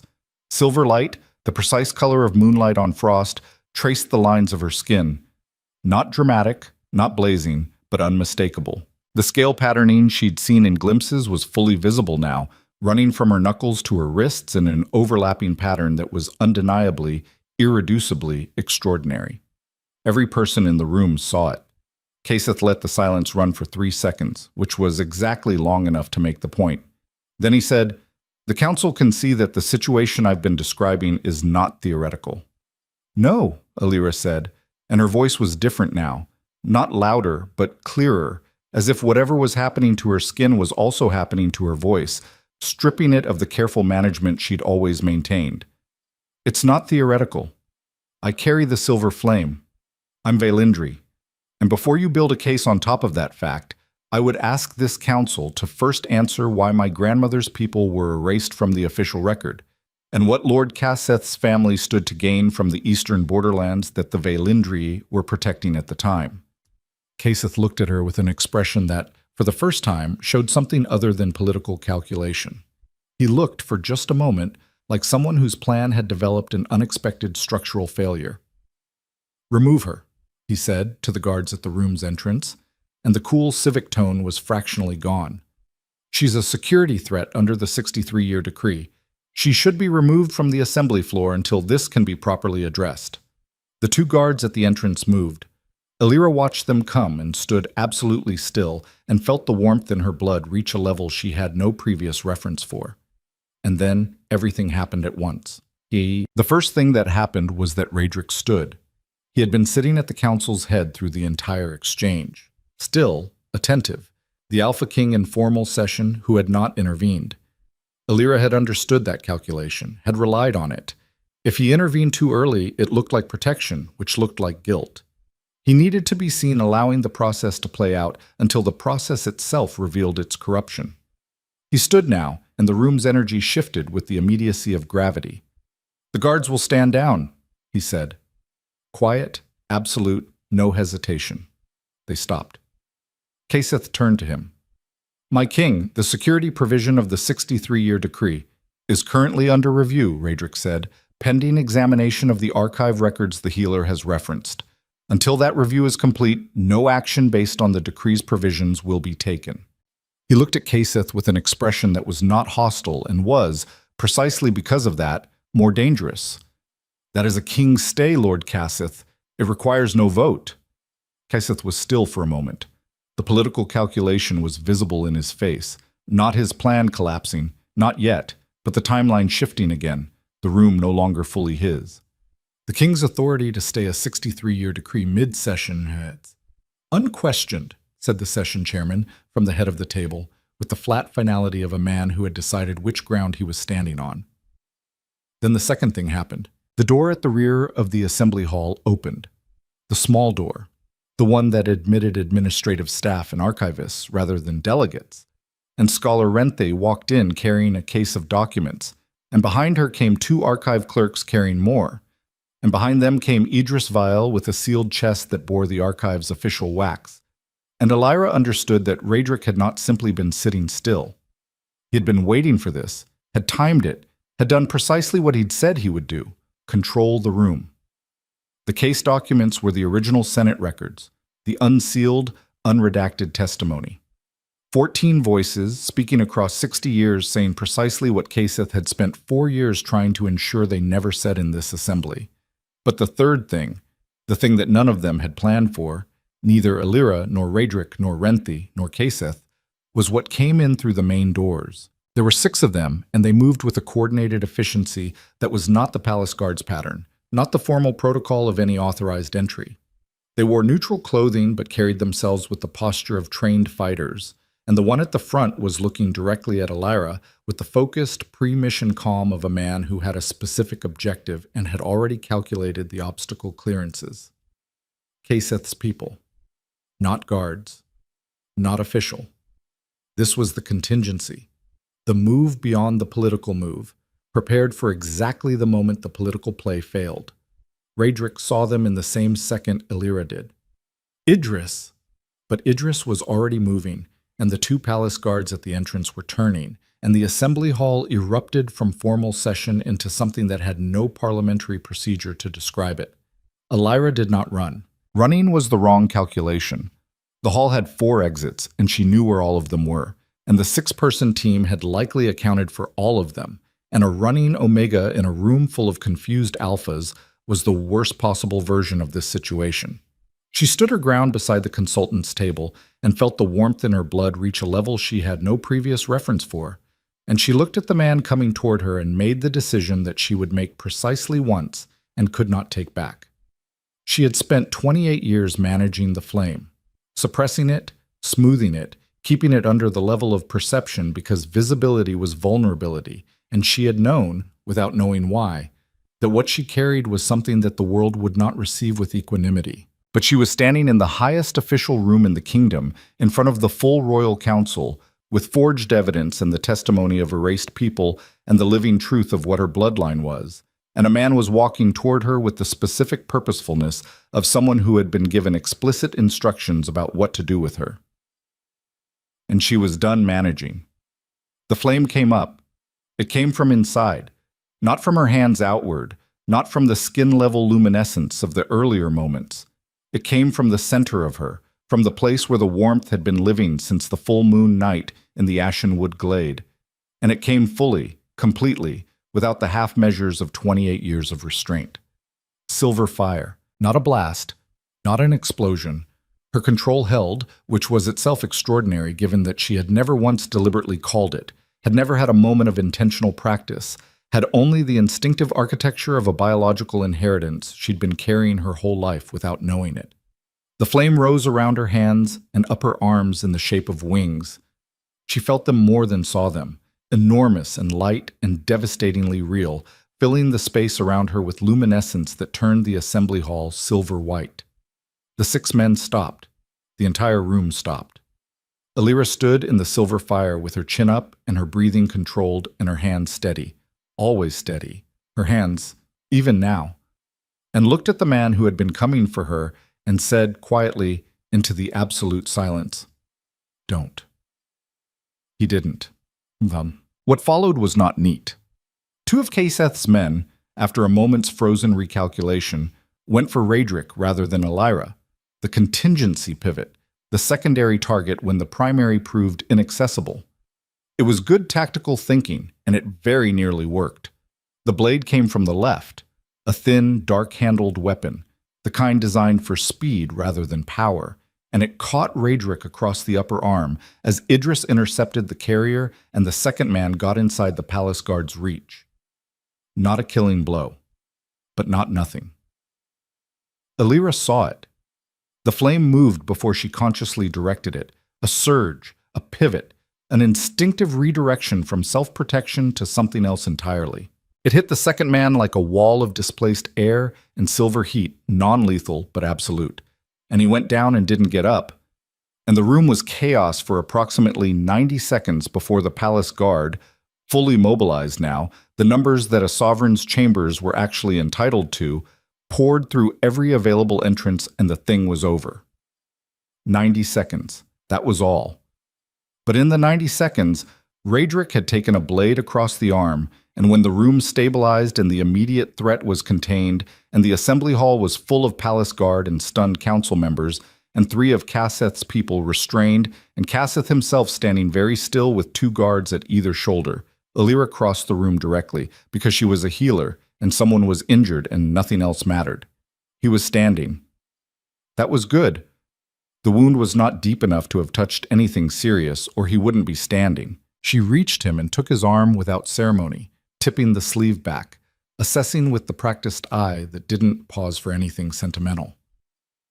"Sit down," she said. "I'm fine." "You've been cut. Sit down." He sat. She worked with the supplies from her kit. She always carried her kit. Always. It was the most instilled professional habit she had. Cleaning the wound with the efficient speed of long practice, her silver-lit hands steady against his skin. He was watching her face. "Your wings," he said quietly. The silver fire had subsided, not gone entirely, banked rather than extinguished, the warmth in her blood still running at a higher level than she'd ever maintained. But the visible flame had receded when the threat did, and she was herself again, or rather herself plus the knowledge that she could not unknow about what she carried. "Wings," she said flatly. "Is that what those were?" "They were extraordinary," he said, with a directness that was not performance. She pressed a clean cloth to the wound. "This will need stitching." "I know. I don't have the right thread in this kit." "I know," he said again.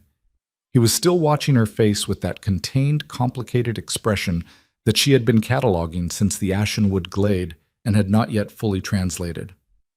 "Alira, don't. I wasn't going to say anything alarming. You have a very broad definition of alarming." She tied off the temporary binding with efficient hands. "I set myself on fire in front of the Royal Council." "You revealed yourself in front of the Royal Council," he said, "under direct threat, while standing your ground over documentation that proves your people were wrongfully erased." A pause. "That's not the same thing." She looked at him. He looked back. "Kaseth," she said, "is currently under guard. The council chair has opened a formal inquiry. The archive documents are sufficient to initiate proceedings." His voice was measured. "This is not over. He has allies. The northern houses don't relinquish positions like this without response." "I know." She sat back on her heels, still kneeling beside him, her warm hands in her lap. "What happens now?" He was quiet for a moment. The assembly hall was busy with the aftermath, people moving, talking, the deliberate, controlled energy of a crisis transitioning to procedure. But in the small space between the two of them, the noise was oddly distant. "Now," he said, "we do this correctly. The archive records go before the full council. The inquiry proceeds. Your testimony, what you know, what Renthi has documented, becomes the official counter-record." He looked at her steadily. "And you're not going back to Thornridge. Not yet. Not until we know how many people Kaseth has positioned in how many places. She thought about her cottage, her workbench, the Ashenwood Creek at dawn, the life she had built brick by careful brick at the edge of a world that hadn't known she existed. "You're asking me to stay," she said. "I'm telling you it's safer," he said. "The asking part—" He stopped, then said more carefully, "Yes, I'm asking." The silver warmth in her blood moved in a slow, deliberate wave, like breathing. "For how long?" she said. He looked at her with those amber-threaded eyes and said very quietly, "I don't know." And she was still deciding what that meant, was still turning it over, examining it from the professional distance she maintained between herself and anything she wasn't ready for, when Idris Vale appeared at Raedric's shoulder with the specific expression of a man delivering intelligence he would rather not be delivering. "My king," his voice was low, "we've found something in Kaseth's quarters. Documents, the original falsification records, we think. And something else." He paused. "A correspondence, dated 3 weeks ago." "With whom?" Raedric said. Idris looked at Elira, then back at Raedric. "With someone in Thornridge," he said. "Someone who knew she was coming here before the summons was sent." Another pause. "Someone who knew what she was." The warmth in Elira's blood went very cold and very still. Her cottage, her workbench, the healer's post she had held for 6 years, the life she'd built in a village of people who respected her with careful distance and needed her with complete reliability. Someone there had known. Someone there had told. She sat in the assembly hall with the silver fire banked beneath her skin and the truth spreading through her like cold water. And for the first time since the full moon night, when her body had declared war on her careful, managed life, for the first time, she felt the full weight of what it meant to carry something the world had been trying to extinguish for 63 years. She was not safe in Thornridge. She had never been safe in Thornridge. She looked up at Raedric, who was watching her with the contained, careful attention of a man waiting for her to process something that warranted the time she needed, and she said, very quietly, because the enormity of it deserved that, "Show me the correspondence." Idris brought it in under seal, and Elira read it in the cold light of the assembly hall's aftermath, and the handwriting was familiar to her the way a patient's chart is familiar. Not intimate, just recognizable from years of reading it. Garrison Commander Aldrich. Not the whole truth, perhaps. Not a deliberate betrayal in the simple, clean sense of the word. The letter was careful, ambiguous, the language of someone who had passed information without fully understanding what it would be used for. But Aldrich had written to a contact whose correspondence address matched one of Kaseth's known network members, and he had written, "The healer presents with anomalies consistent with your described profile. First heat, late onset, unexplained internal temperature. You asked to be informed." He had been asked to be informed. Before the convoy arrived in Thornridge, before Elira's heat broke, before any of this started, which meant that someone had known what she was, or had suspected it, before the full moon night. Someone had been watching. Someone had positioned Kaseth's network in the right place, at the right time, in the right settlement, a settlement at the edge of the Ashenwood, near the eastern boundary, in the territory where the Vailindri had lived and worked and been erased. The surveillance had not started with her. It had been running for years, watching the borderlands, waiting for a silver flame carrier to wake up, and it had found her. She put the letter down on the table. She did not let her hands shake. But in the center of her chest, where the warmth lived, the silver fire moved with a heat she had never felt before. Not fear, not pain, not even the biological urgency of the heat cycle. Something colder and more deliberate, something with weight and direction. Something that felt for the first time like it might be anger. She looked at Raedric. "How deep does it go?" she said. He held her gaze, and the honesty in his expression, the specific, uncomfortable honesty of a man who suspected the answer and was not going to lie about that, told her everything before he spoke. "We're about to find out," he said. And somewhere in the city below the palace walls, in the spreading network of streets and contacts and carefully positioned chess pieces that Kaseth had spent 4 years assembling, something shifted, the way a trap shifts when the mechanism has been engaged and the outcome is now a matter of physics rather than planning. The inquiry was open. The records were unsealed. The silver flame had shown itself to the full royal council, and the story was no longer contained. It was too late for careful management. It was too late for 28 years of being safely invisible. Elira Vale, the healer who had never burned, sat in the highest room in the kingdom with silver warmth in her blood and a king at her side and the truth in her hands, and understood with absolute clarity that the hardest part had not yet begun. The hardest part began the next morning. Not with violence, Elira had learned, was the easier kind of hard. Violence had a clear shape, a defined direction, a beginning and an end that the body understood even when the mind was overwhelmed.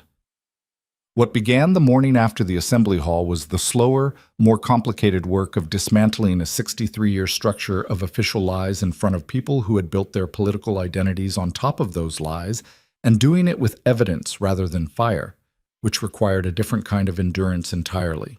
The inquiry was formally convened at the 7th hour, in the council's deliberation chamber, a smaller room than the assembly hall, more austere, the long table stripped of the summit's formality and replaced with the working tools of serious examination.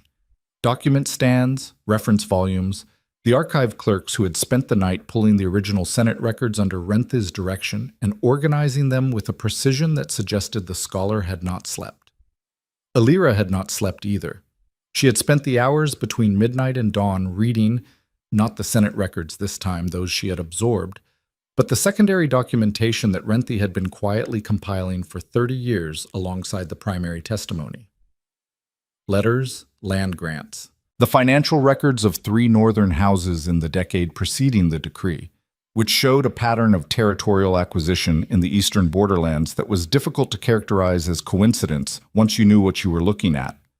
She sat down at the inquiry table at the 7th hour with those documents in order before her and the silver warmth in her blood running at a steady, controlled level that she was learning carefully to manage the way she managed everything else. Not suppressed, not unleashed, but directed. Raedric's arm had been stitched by the palace physician. He was across the table from her, formally present in his capacity as sovereign, his expression the contained professional mask of a king in a working session. The wound was not visible beneath his sleeve. Only the slight, careful way he held the arm told her it was there, and only because she was specifically looking for it. Casseth was not present. He was in a secured palace apartment under the stay of the king's inquiry. Not arrested technically, because the evidence required formal review before any charge could be formally made, but confined in the way that powerful men are confined when the walls have begun closing in, and everyone present is pretending the walls aren't moving yet. His allies, however, were present. 4 council members who had been part of his network to varying degrees. She could see it in the quality of their attention, the specific guardedness of people who were calculating exposure. They had not yet made any overt move. They were waiting to see which way the evidence fell before deciding which version of themselves to present to the official record. That was, Elira had decided, fine. She didn't need their conversion. She needed their presence in the room when the truth was read into the official record, because witnesses who are calculating their own exposure are witnesses who cannot later claim they were absent. Session Chairman Aldrin opened the proceedings with a formal statement about the inquiry's scope, and Elira listened with half her attention and used the other half to look around the table and calculate, the way she calculated a difficult patient room, who was persuadable, who was already against her, who was waiting for someone else to commit first. Then Renthy stood up, and the morning's work began. Account. The scholar presented the documentation with the systematic thoroughness of someone who had spent 30 years preparing for exactly this moment and was not going to rush it because urgency implied uncertainty. She was unhurried and immovable, laying out the chain of evidence with the patience of deep expertise, and she did not apologize for the length of it or the detail. The original Senate testimony first, the 14 community leaders, their statements read in full into the session record for the first time in 63 years. Elira listened to Sirev's testimony read aloud and kept her expression still, though the warmth in her chest moved with each sentence in a way that was neither heat nor pain, but something adjacently connected to both. Then the financial records, the land acquisition patterns, the correspondence between the 3 northern houses and the inquiry committee chair, not direct orders, nothing so blunt as that, but the currency of political influence, favors offered, appointments mentioned, the texture of a negotiation conducted through implication and understood expectation. Then the administrative record of the inquiry committee itself, specifically the vote on the final decree. 7 votes in favor, 1 opposed, 1 abstention. The opposed vote belonged to a council member named Aldrich Vane, who had filed a formal dissent that had been marked received in the record and had subsequently been physically removed from the archive copy that became the reference document for all later review. Removed, not lost, not misfiled, removed, with the deliberateness of a surgical excision performed by someone who understood exactly what they were doing and had the access to do it. Who had archive access in that period? Session Chairman Aldrin asked. Rentha named 3 people. 1 was dead. 1 had retired to the Northern Territories 18 years ago. The 3rd was the administrative secretary to the Council Oversight Committee, a position that had rotated through several holders over the decades, the most recent of which was a man whose appointment Illyra had had no reason to know anything about until this morning, when Idris Vale had placed a personnel file on the table in front of her that showed his appointment had been sponsored by Lord Varon Casseth. The room absorbed that in silence. Then one of the 4 watchful council members, the one Illyra had assessed as most persuadable, a middle-aged lord from the Central Territories whose carefully neutral expression had been developing hairline cracks for the past hour, said quietly, "How long has the current administrative secretary held the position?" 4 years, Idris said from the wall. The same 4 years as Casseth's documented network building. The room did not require that connection to be spelled out, and Illyra was glad of it because spelling it out would have felt like pushing. And pushing was what you did when you were uncertain. She was not uncertain. She let the silence do its work. Then she opened the second set of documents and stood up. "Chub, I want to present the testimony of the Vailindri community of Vale Dune," she said, in the context of what their role in the Eastern Borderlands actually consisted of. She had not planned to be the one to present this. Renthe was the scholar, the expert, the credentialed voice, but something in the morning's momentum had shifted. The room had moved from skeptical evaluation to a fragile, watchful willingness, and what it needed now was not more academic evidence but the human dimension of what the evidence described, and that was not Renthe's register. It was Illyra's. She had spent 28 years as the person who explained things to frightened patients, not just the medical facts, but the human meaning of the medical facts, the thing that made the information survivable. She knew how to present truth in a way that reached people rather than just informing them. It was the most fundamental skill she had, more fundamental than the herb knowledge or the surgical precision or the diagnostics. The Vailindri were border keepers, she said.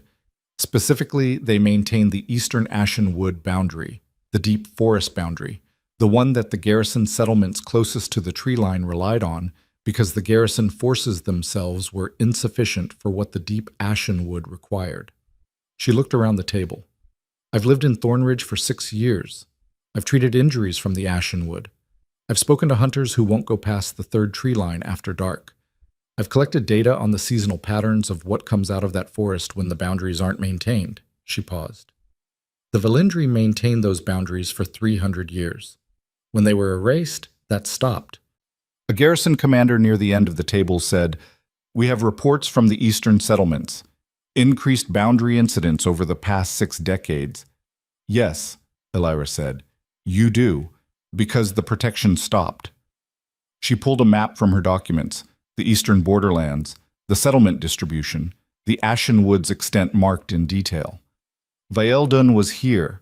The 14 families of the community covered this boundary section, approximately 40 miles of active frontier. When they were relocated, that section went dark. She indicated the settlements that fell within that boundary zone. 3 were abandoned in the first decade after the decree, 2 more in the second decade. The current eastern settlements, including Thornridge, are operating with significantly reduced population and increased garrison costs because the boundary work that the Vailindri did for free as a community service is now being attempted with garrison resources at considerably less effectiveness. The room was very quiet. She kept going. "The silver flame isn't a weapon," she said. "It was never described as a weapon in any pre-decree document, Not the community testimony, not the regional lord agreements, not the land grants. It's described as a boundary mechanism, a biological ability to read and reinforce the natural barriers that exist at the edge of the old forest. The Valindri weren't powerful because they could burn things. They were valuable because they could maintain a boundary that kept 60 miles of frontier settlements functional without requiring a permanent military garrison that the crown couldn't afford. She looked at Raedric directly for the first time since the session had opened. That was what 3 northern houses decided was inconvenient enough to erase. The quality of Raedric's stillness had shifted. She could read it, had been reading his expression across rooms for weeks now, had developed the same fluency with his face that she developed with long-term patience. He was not surprised by the content. He had read Renthi's work, but the hearing of it, presented like this, in this room, in her voice, something in his expression had the quality of something being confirmed at a depth that knowledge alone hadn't reached. He said nothing. He was the king, and he was presiding, and he was letting the evidence work. But his amber-threaded eyes stayed on her for a moment past professional, and she acknowledged it in the way she was learning to acknowledge all the things that lived in the spaces between herself and the Alpha King, directly, without dismissal, and then forward to the next necessary thing. "I'm not here to ask for anything," she said to the room. "I'm not asking for restoration or reparation or formal recognition of a bloodline most of you didn't know existed yesterday. I'm presenting documented evidence of a falsification that has been embedded in this kingdom's official record for 63 years, and I'm asking this council to read that evidence and update the record to reflect what actually happened." She gathered her documents with steady hands. "That's all. The truth doesn't require anyone's generosity. It only requires that people stop actively suppressing it." She sat down. The room held the silence for a moment. Then Aldrin said, in the measured tone of someone choosing his next words with precision, "The inquiry will recess for 30 minutes to allow the council members to review the presented documentation." The recess happened in the small adjoining room where the session staff managed documents, and it was in that room, while Elira stood at a window looking out at the palace's interior courtyard and trying to determine whether her hands were steady enough to drink the tea someone had placed near her, that the first crack appeared. It was not a conversion. It was not an apology. It was Lord Fenrath, the persuadable council member from the Central Territories, appearing at her elbow with his cup of tea and his carefully constructed neutral expression, and saying without preamble, "The land grant documentation, the one showing House Kaseth's acquisition in the eastern borderlands in the year following the decree." "Yes," she said. "I want to be sure I understand the timeline correctly." His voice was low, not quite quiet enough to be private, but not carrying. "The inquiry was initiated in the winter of that year. The decree passed in the spring. The land transfer occurred in the summer." "Yes." He was quiet for a moment. "I've sat on this council for 14 years, he said. "I've voted on approximately 800 matters of record. I want you to know that in none of those 800 votes did I have access to information suggesting that the foundational documentation of any established decree was—" He stopped, restarted. "I've voted to uphold actions whose basis I apparently did not fully understand." She looked at him. He was a careful man, she thought. Not a dishonest one, but a careful one. The kind of person who had long ago decided that the official record was trustworthy because the alternative was too destabilizing to maintain. The alternative was what was currently happening to his mourning.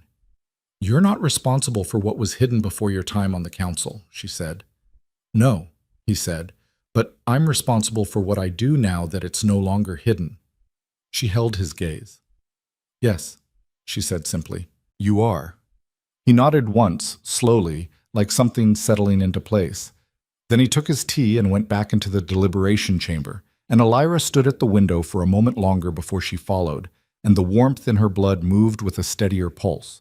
Not calm, exactly, but grounded. Present. Something that felt cautiously like the beginning of solid ground. The afternoon session was different from the morning. Not because the council had transformed. Elira had no illusions about the speed of institutional change, having spent 6 years watching a frontier garrison move at approximately glacial pace on matters of simple supply logistics. But the quality of the room's resistance had changed. The morning had been evaluation. The afternoon was negotiation. The difference between is this true and what do we do with the fact that it's true? And that was an enormous shift, even if it looked, from the outside, like more careful people in a room being careful. Aldrin opened the afternoon proceedings by formally entering the morning's documentation into the inquiry record. That alone was significant. It meant the falsification evidence was now officially present in the Council's deliberative archive, which meant any subsequent action that ignored it would be documented as ignoring it. The political cost of suppression had just increased substantially. Then Radrick spoke. He had said very little in the morning. A king in inquiry session was, by convention, a presiding authority rather than an active participant. The process was meant to reach him with recommendations rather than to be driven by him, which prevented the appearance of the Crown deciding outcomes before the evidence had been examined. He had adhered to that convention with characteristic discipline. Now, in the afternoon, he exercised the sovereign's prerogative to address the record directly. The inquiry has surfaced evidence of a falsification, he said, that affected a specific community's status within this kingdom. I want the Council to understand my position clearly, because I think clarity is preferable to ambiguity in a situation this significant. He looked around the table with the steady authority of a man who had not become king by performing it. The 63-year decree stands reviewed. Pending the completion of this inquiry, no action based on its provisions applies to any living individual. That is the Crown's position as of this session. One of Kaseth's 4 allies said, carefully, the decree was passed by the full council.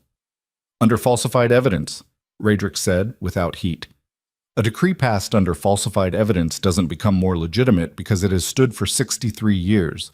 It becomes more urgent to correct. He paused. If the council's review confirms the falsification, and the evidence presented this morning strongly suggests it will, then the appropriate next step is not debate about whether the decree should be revisited.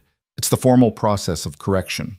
That process begins when this inquiry concludes. Another silence. But this one had a different texture than the morning's. Not resistance, not evaluation. The texture of people adjusting to a new center of gravity. Fenrath said from the middle of the table, I think the inquiry should conclude today. 3 other voices, from different positions around the table, said variations of agreement within the following 10 seconds. Alira noted each one. Noted who did not speak. The math was shifting. Bashit. Kaseth was brought before the inquiry at the 4th hour of the afternoon. He came with a composed face and a lawyer's posture. Upright, prepared. The specific self-containment of a man who had not yet decided to concede anything and was not going to be rushed into that decision by the room's atmosphere. He sat at the table across from Alira and did not look at her immediately, which she read as a deliberate choice rather than an oversight. Aldrin read the findings of the morning session into the record, the falsification evidence, the land acquisition timeline, the personnel connection between the archive secretary and Kaseth's documented network. When Aldrin finished, Kaseth said, I want it noted that my participation in this inquiry is voluntary. Noted, Aldrin said, and that the evidence presented represents an interpretation of documents whose authenticity has not been independently verified. The authentication process is standard and ongoing, Aldrin said. The preliminary assessment by the archive's chief clerk confirms the documents are original. A pause. The land acquisition in the eastern borderlands was a legal transaction under the law as it stood at the time. Under a law based on a decree that the evidence suggests was founded on falsified testimony, Fenrath said, from the middle of the table, with the flat directness of a man who had finished being careful. Kaseth looked at him. Something moved in Kaseth's expression.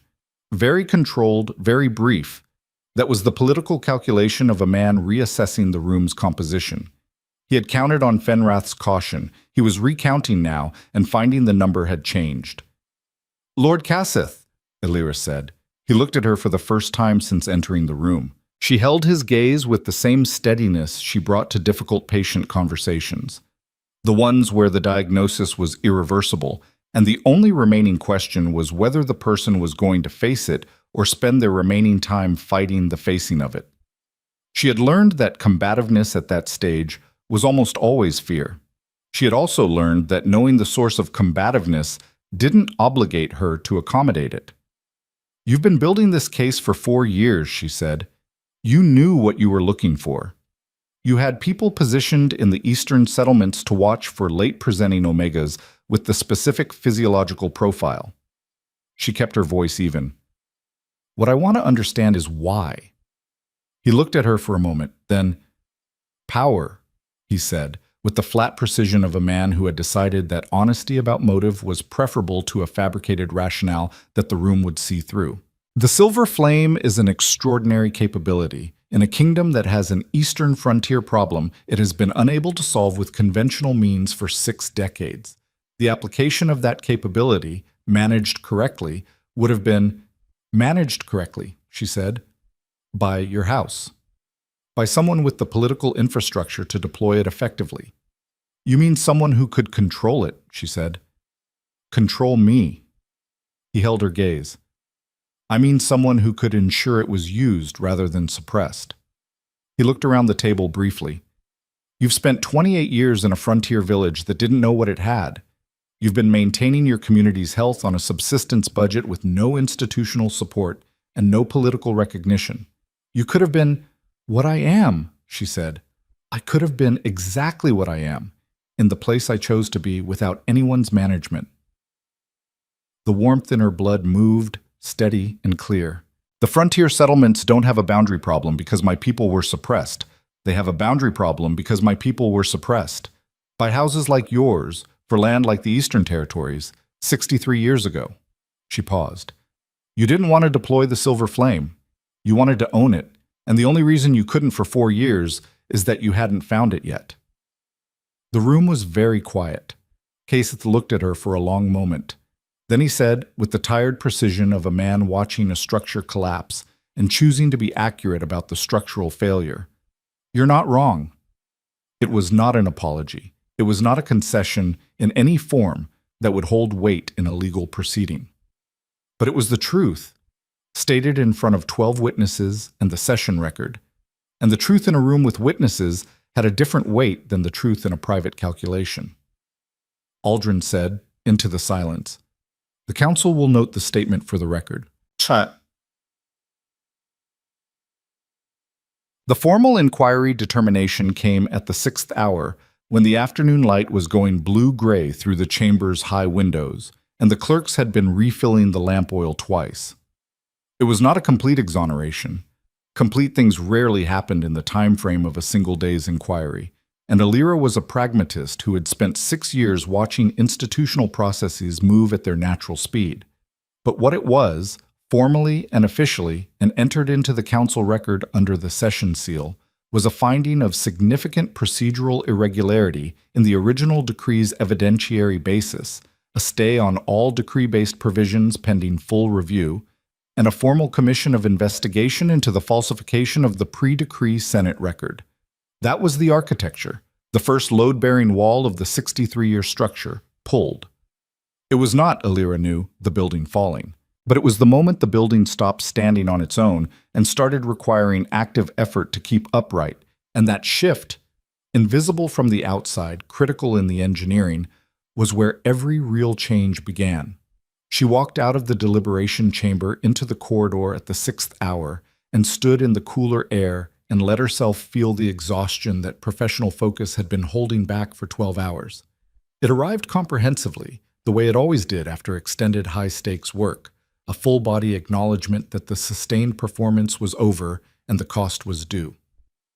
Renthi appeared beside her, carrying her document case with the satisfaction of someone who had just vindicated 30 years of work and was calibrating whether to allow herself to feel it yet. "It's a start," the scholar said. "Yes," Elira agreed. "There will be more sessions. The full review will take months. Kaseth's network is broader than what we documented today. There are other positions, other people, other Eastern land grants that will need to be traced." Renthi paused. "It will be messy and slow, and some of it will push back hard." "I know." "You handled it well," Renthi said.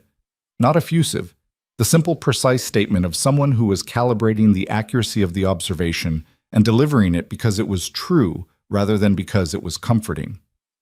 "You handled it exactly right."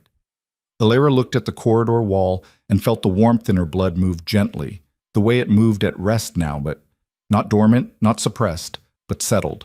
Present without demanding. Learning, she was learning, to inhabit the same space as her daily life without overriding it.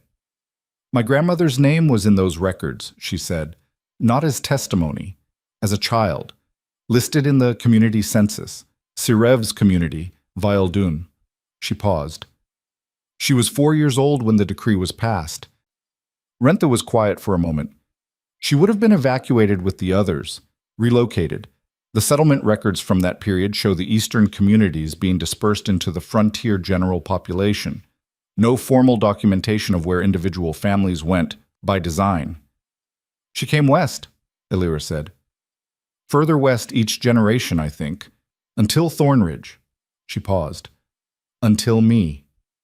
Renthi said nothing, which was the correct response. Elira stood with her warm hands at her sides and thought about 4-year-old Sirev's daughter being carried west, away from a home that had been erased by official decree, growing up in a series of border settlements that got progressively further from the Ashenwood, the memory of Vaeldun getting smaller and quieter with each decade until all that was left was a pendant with scales on it and a silence so thorough it looked from the outside like there had never been anything to remember. She had remembered anyway. In her blood and her bones and the warmth that had been waiting for 63 years and 8 months and 28 years for the right moon on the right night. She had remembered, and she was here. She was here. Raedric found her in the East Garden at the 7th hour, which was where she had gone because it was cold and it was outside, and those two properties made it functional. He came through the low wooden gate without announcing himself, which she had learned was his natural mode in spaces that didn't require formal entry. He stopped at the distance they had established between them in this garden. Closer than 8 feet now, she noticed, and noticed that she didn't recalibrate. The council's meeting again tomorrow, he said. Kaseth's allies have requested additional review time before the formal charges are drafted. They're deciding whether to cooperate, she said. Cooperation reduces exposure. Yes. He paused. Fenrath has already indicated he'll provide testimony about Kaseth's approach to him 3 years ago. There were apparently conditions placed on his initial cooperation that he found uncomfortable, and which he documented at the time. That's enough to establish pattern, she said. It's enough to make the full investigation significantly faster. He came to the bench and sat, with the same deliberate positioning as every previous time in this garden.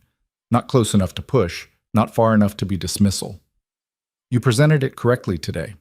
The way you framed the Valindri's role, the practical framing, the frontier utility, the direct connection to the current boundary problem, that was the argument that moved Fenrath. Not the historical injustice, the operational relevance. I know my audience, she said. Yes. He looked at her profile. You know every audience. It's how you've managed every room you've ever been in. She turned to look at him.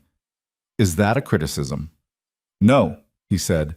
It's an observation. A pause. I've been watching you manage rooms for 2 weeks. It's extraordinary. You read people the way I read terrain, automatically, continuously, with immediate tactical application. He held her gaze. The only room you haven't tried to manage is this one. She was quiet for a moment. The cold settled in the garden. The warmth in her blood moved with her pulse. This garden is different, she said. Why? She thought about it honestly, because he had asked honestly, and she had made a decision somewhere in the past 24 hours, somewhere between the warmth on the assembly hall floor and Sirev's testimony and the moment she had not asked her hands to stop shaking because they had not been shaking, that she was done with the management that was actually hiding. Because in this garden you already know what I am, she said. I don't have to decide how much to show you. It's, she searched for the precise word. Restful. Something in his expression shifted. The complicated thing, the thing that lived underneath the king's control, surfacing briefly with an intensity that he let show rather than contained. Elira, he said. I know, she said quietly. I'm not sure you do. I know that what this is, whatever this is outside any category either of us has reliable maps for. She looked at the garden's practical herbs, the frost on the low shrubs, the dark stone walls. I know that it's been building since the Ashenwood, and that the visions and the warmth, and the way I can find you in a palace of 300 rooms by something that isn't a sound or a scent. I know what the biology says about that." She paused. "I know what the biology says, and I also know that I have been Omega for 28 years, and I have never once felt the pull that the textbooks describe, and I felt it in the first 5 seconds of you sitting 8 feet away from me in a frozen glade choosing not to use it, and—" She stopped herself. Rebuilt the professional composure, but lightly this time, not the wall, just the frame. "I'm saying it's complicated." "Yes," he said. His voice was lower than usual. "It is." "The inquiry isn't finished," she said. "No. Casseth's network is larger than what we documented. Yes. My people, the Velindri, whatever remains of the eastern communities, we don't even know yet how many there are or where they went. That will take time." "It will," he agreed. "So there are significant practical obstacles," she said. "Significant," he confirmed, and there was something in his voice that was not quite amusement, but was in the same territory. The recognition of a person identifying obstacles with comprehensive thoroughness as a way of managing the thing the obstacles were surrounding. She looked at him. "You're not going to let me use the obstacles as reasons," she said. "I'm not going to pressure you about anything," he said. "I told you that in the beginning." He held her gaze. "But I'm also not going to pretend the obstacles are the point, no." She sat with that for a moment. The cold and the warmth and the frost on the herbs, and the man who had sat 8 feet away in a moonlit glade and chosen restraint at considerable personal cost, and had sent a letter with 2 words at the bottom that were not administrative language, and had timed the archive records' arrival to the exact moment she needed them, and had said, "I'm asking with the honesty of someone who didn't ask often." The warmth in her blood moved with a slow, certain pulse. "Then what is the point?" she said. He said simply, "You are. What you carry is. What your people were and what you could restore. The boundary work, the eastern settlements, the 60 miles of frontier that's been dark for 63 years. He paused. "That's worth defending, not because of what it provides the crown, because it's true and it was erased and it doesn't have to stay erased." He held her eyes. "And so are you. Worth defending. Not as an asset, as yourself." The silence that followed was the garden's best silence, the full, quiet kind. "That's a very large thing to say," she said finally. "I know," he said. "I'm aware of the size of it." She looked at her hands, folded in her lap, warm, silver-veined in the garden's low light, strange and familiar in equal measure. The hands that had set bones and mixed medicines and held a hunting knife in a moonlit glade and burned silver in an assembly hall and read the testimony of her grandmother's people from documents that should never have been sealed. The hands that were, she was slowly learning, exactly what they had always been. She turned one over, palm up, and let the warmth come, gently, deliberately, the flame at low light, the silver tracing the lines of her palm like something that was learning its own name. She looked up at him. "I'll stay," she said, "until the inquiry concludes, until we know the full scope of the network and what's left of the eastern communities and what the boundary work actually requires." She paused. "And after that, I'll decide after that." It was not everything. She knew he knew it wasn't everything, but the warmth in her blood was steady and clear, and when she looked at him, she did not look away. And the man who had been called the undefeated Alpha King, the man who swore never to bind himself to anyone, looked back at her with his amber-threaded eyes and the contained, complicated expression that she had been translating since the Ashenwood, and that she understood now, finally, fully. Not as control, but as respect for the speed at which she needed to move. "After that," he said, "is enough." The East Garden held the cold and the warmth between them, and the silver flame in her palm burned quietly in the dark, and in the palace archive above them, the unsealed testimony of 14 voices waited in the official record, and for the first time in 63 years, the silence that had been built around them was no longer holding.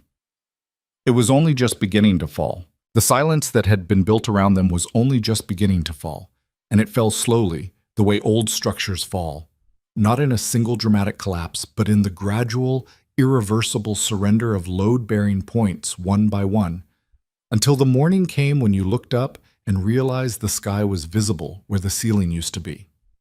The weeks that followed the inquiry were not triumphant. They were work. Alira had known they would be. She had built her life on the understanding that real change was unglamorous, that it happened in small increments, in careful documentation, in the sustained application of pressure to resistant materials over time. She had delivered babies in blizzards and set bones in bad light and mixed medicines for fevers that didn't want to break. And she knew that the difference between a successful outcome and a failed one was rarely a single moment of decisive action. It was the hours before and after that moment, the preparation and the follow-through. So she worked. She met with Renthi every morning in the archive room that had become their operational base, working through the secondary documentation that the initial inquiry had surfaced. The land grant chains, the correspondence networks, the quiet financial trails that connected Kaseth's 4-year project to a much older architecture of Northern House influence over the Eastern Territories. It was detailed, painstaking work, the kind that required the same analytical precision as differential diagnosis. Eliminate the coincidental, track the patterns, follow the evidence to its source, rather than to the most convenient explanation. She met with the Council's investigation committee 3 times a week, presenting findings, answering questions, standing in formal session in front of people who had various degrees of investment in various outcomes, and holding her ground with the same professional composure she had brought to every difficult room in her career. Some of them were persuadable. Some were already persuaded. A few were not, and would not be. And she had made peace with that arithmetic early, because you did not need unanimous agreement to move an institution. You needed sufficient weight on one side to make the other side's continued resistance more costly than concession. And she trained. That was the word Renthi used for it, and Alira had initially resisted the word because it implied a system and an instructor and a syllabus, none of which she had. What she had was 30 years of the scholar's documentation about the Silver Flame's historical use, a body that was apparently entirely willing to do things it had never been asked to do, and the stubborn diagnostic habit of approaching an unknown system by observing it carefully rather than forcing it. She went to the East Garden at dawn, before the palace woke, and she let the warmth come up. She observed it.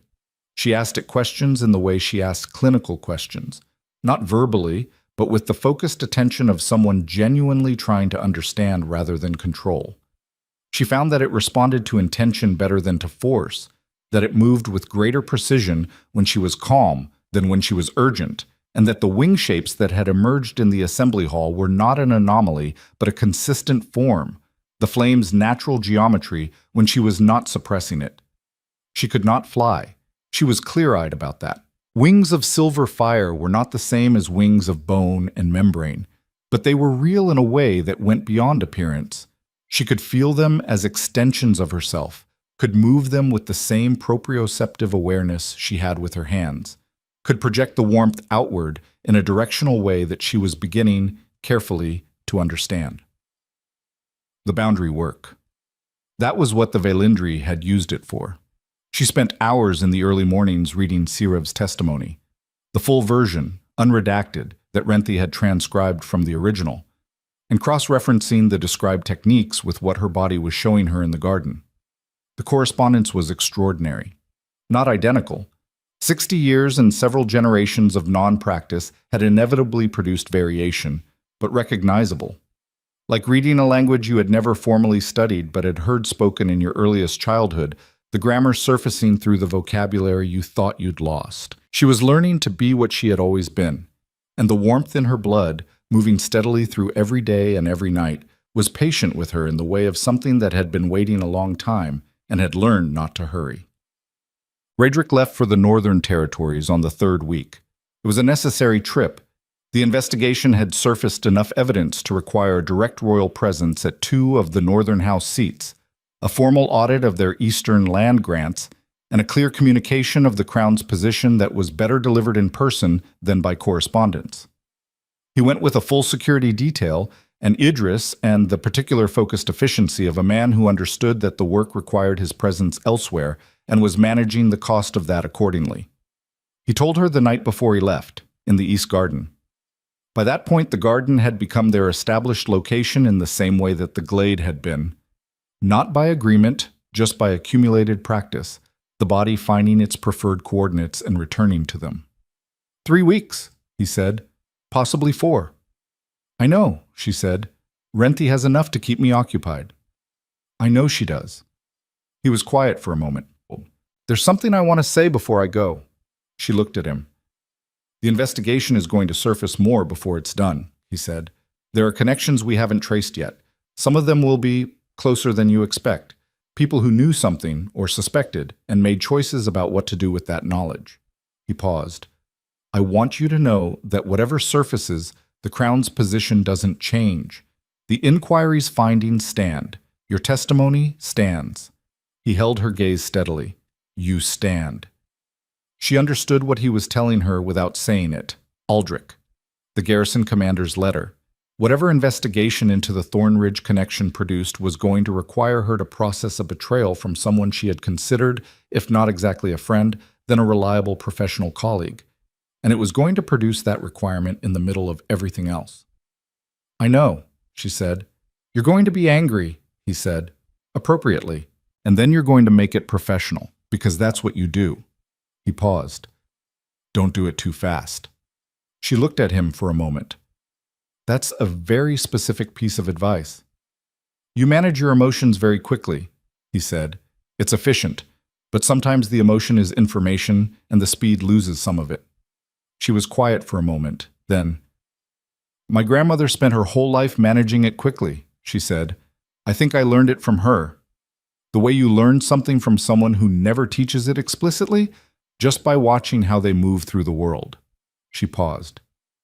She moved through the world like someone who had learned that visible grief was a vulnerability.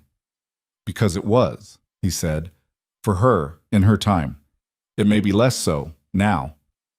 She looked at the silver warmth tracing her palm in the low garden light. I'm working on that, she said. He stood, looked at her with the full weight of what lived in his expression, the contained, complicated thing that she had stopped trying to translate discreetly and had started simply receiving. 3 weeks, he said. I'll be here, she said. He left through the wooden gate, and she sat in the cold garden with the warmth in her blood, and let herself feel the specific quality of his absence rather than immediately filing it. And it was, as he had predicted, information. Aldrich's letter arrived on the 22nd day. Not from Thornridge, from the Royal Investigation Commission, which had conducted its interview with the garrison commander in his own post, and had forwarded his formal statement along with his request that the healer be informed directly rather than through official channels only. She read it in the archive room with Renthi absent, which was the appropriate circumstance for reading something that required privacy. It was not what she had expected. She had constructed, in her mind, a fairly complete picture of the betrayal, the surveillance, the contact, the information passed, and she had managed it into a professional category, regrettable, understandable in its way, actionable within the inquiry's scope. The letter dismantled that category. Aldrich had known about her for 4 years, not through Casseth's initial approach, through his own observation. He had served in the Thornridge garrison for 8 years before she arrived, had known old Marin, had read the medical records that Marin had left, including the old healer's quiet notation about Elira's anomalous presentation. When Casseth's network had reached him through the regional lord's administrative chain, dressed in official language about border security monitoring, he had not acted on it immediately. He had sat on it for 3 years. He had contacted them in the end because he had convinced himself, over 3 years of slow, incremental rationalization, that Casseth's people would eventually find her regardless, and that cooperation from someone who knew her would result in better treatment of her than opposition from someone who was then sidelined. He had told himself he was protecting her. He had told himself repeatedly, with increasing desperation, that the information he was providing was minimal and the outcome would be managed. He had been wrong. He knew he had been wrong. The letter said so with the flat, unglamorous honesty of a man who had run out of rationalizations and was left with only the thing he had actually done. I told myself I was keeping you safe, he had written, near the end, in his familiar, careful hand. I know what that means. It means I was afraid, and I chose a fear I could manage over a truth I couldn't. She put the letter down, sat with it, She felt the anger. He had been right about that, Radrick. The anger was there, and it was appropriate, and it was information. Betrayal from someone she had worked beside for 6 years, who had sat across from her in the garrison office arguing about bandage supply budgets, who had come to her when his own daughter had a fever and had said, "I trust your judgment," with the unguarded relief of a parent in a difficult moment. He had also been afraid and wrong, and he had told the truth about it, which was more than most people managed. She felt the anger, and she let it be present longer than she would usually have. Then she picked the letter back up and read the last line. "I'm sorry, I know that's insufficient. I'm saying it anyway."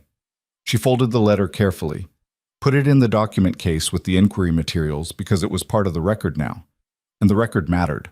Then she sat for a few minutes more in the cold archive room and felt the full weight of what it was to carry something that made other people afraid and to have spent 28 years managing their fear for them because the alternative was worse, and to understand, fully and completely, that this had been the condition of her life and the condition of her grandmother's life and the condition of every Valindri woman who had come before them both, and that the inquiry and the evidence and the council's findings were not the end of that condition, but they were the beginning of the end of it, and that was worth something enormous, and she was allowed to feel how enormous it was. She sat with that for exactly as long as it needed. Then she stood up, gathered her documents, and went back to work. Redrick came back on the 28th day. She knew before she heard the horses in the courtyard, the warmth in her blood moved with a directional shift that she had stopped pretending was something other than what it was. She was in the middle of a session with the investigation committee, and she did not excuse herself because the work was not finished and the work came first. She finished the session, filed the findings with the committee clerk, walked out into the corridor.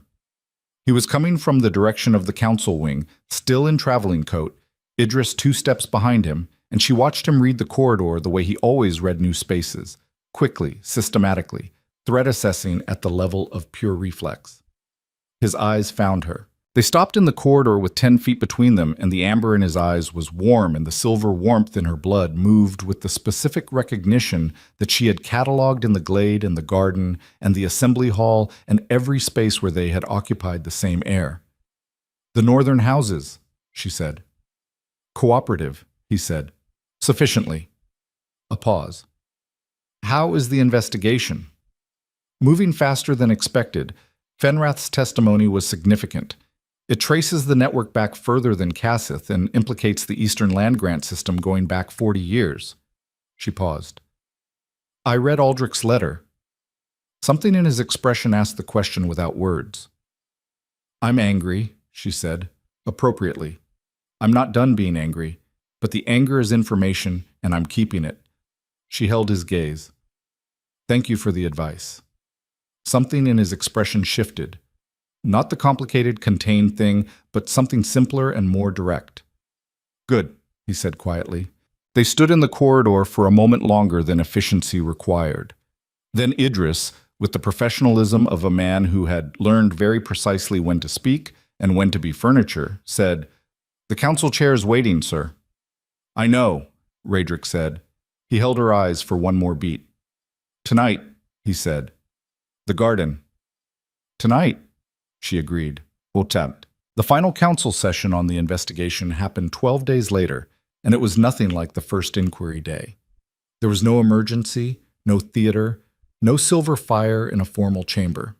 It was a working session, the conclusion of a process that had taken 37 days and produced 1,400 pages of documented evidence and the testimony of 31 witnesses, and it concluded with the formal language of institutional record: findings, determinations, consequences. The decree of 63 years was formally vacated. That was the first determination, entered into the council record under the session seal and the king's signature. Not modified, not suspended, not reviewed pending further evidence. Vacated, as if it had never been valid, which it had not been.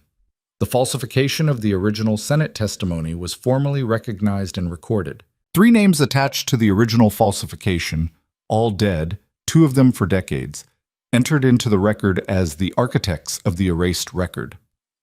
The living inheritors of their political and financial positions were not named as perpetrators, but were formally notified that the land grants deriving from the decree's territorial provisions were under review and would be subject to restoration proceedings. Lord Varan Casseth was formally charged with conspiracy to suppress archived royal testimony, interference with an official Senate record, and coordination of unauthorized surveillance of private individuals on Crown territory. The charges carried significant legal weight and a long road ahead in the kingdom's formal proceedings, because that was how legal proceedings worked, and there were no shortcuts available. But they were entered. They were real, they were permanent, and the Velindri, specifically the recognition that the bloodline existed among the current population of border settlements, were entered into the council record not as a security threat, not as a managed population, not as a designated anomaly requiring containment, but as a protected lineage with historical service claims on the Eastern Territories and the right to their own community organization. That last determination had been Raedric's.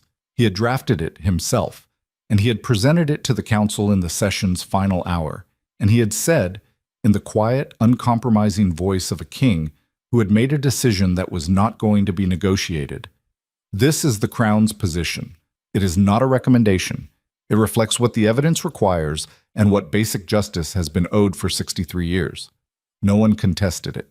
Illyra sat in the consultation tier and read the formal language as the clerk read it aloud into the session record, and the warmth in her blood was very steady and very clear, and the silver light traced the backs of her hands where they rested on the table, visible, unmanaged, present. Fenrath, from his seat at the central table, looked at her. He gave a small, formal nod. Not warm, not performative. The nod of someone who had done the right thing at the cost of some discomfort and was not seeking credit for it. She nodded back. She went to the eastern Ashenwood boundary on the first clear day of early spring. Raedric rode with her, and Idris and a small guard contingent, because neither of them had become careless. And the road between Ealdonmere and the Eastern Territories was long, and the inquiry had established that Kaseth's network extended further than the capital. But for the last miles, approaching the tree line where the Ashenwood's eastern face began, the guard contingent fell back at a signal from Raedric, and they rode the last stretch alone. The Ashenwood in early spring was different from the frozen winter dark she had known it as.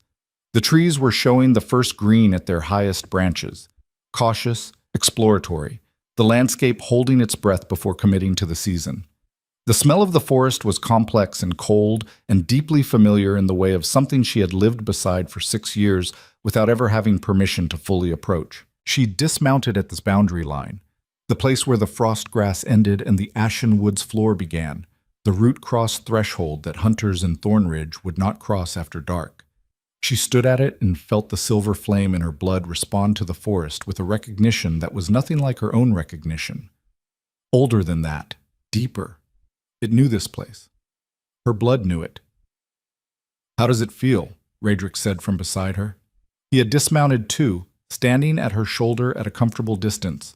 Not the careful, measured distance of the early weeks, just the natural proximity of two people standing together at something worth standing together before. "Like coming back to somewhere I've never been," she said.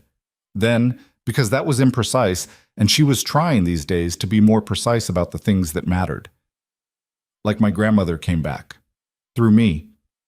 He was quiet, which was the right response. She stepped across the threshold. The Ashenwood received her the way it had never received her in 6 years of living at its edge. Not the resistant cold of an ancient forest tolerating a visitor, but the specific ease of a place that recognized what it was receiving.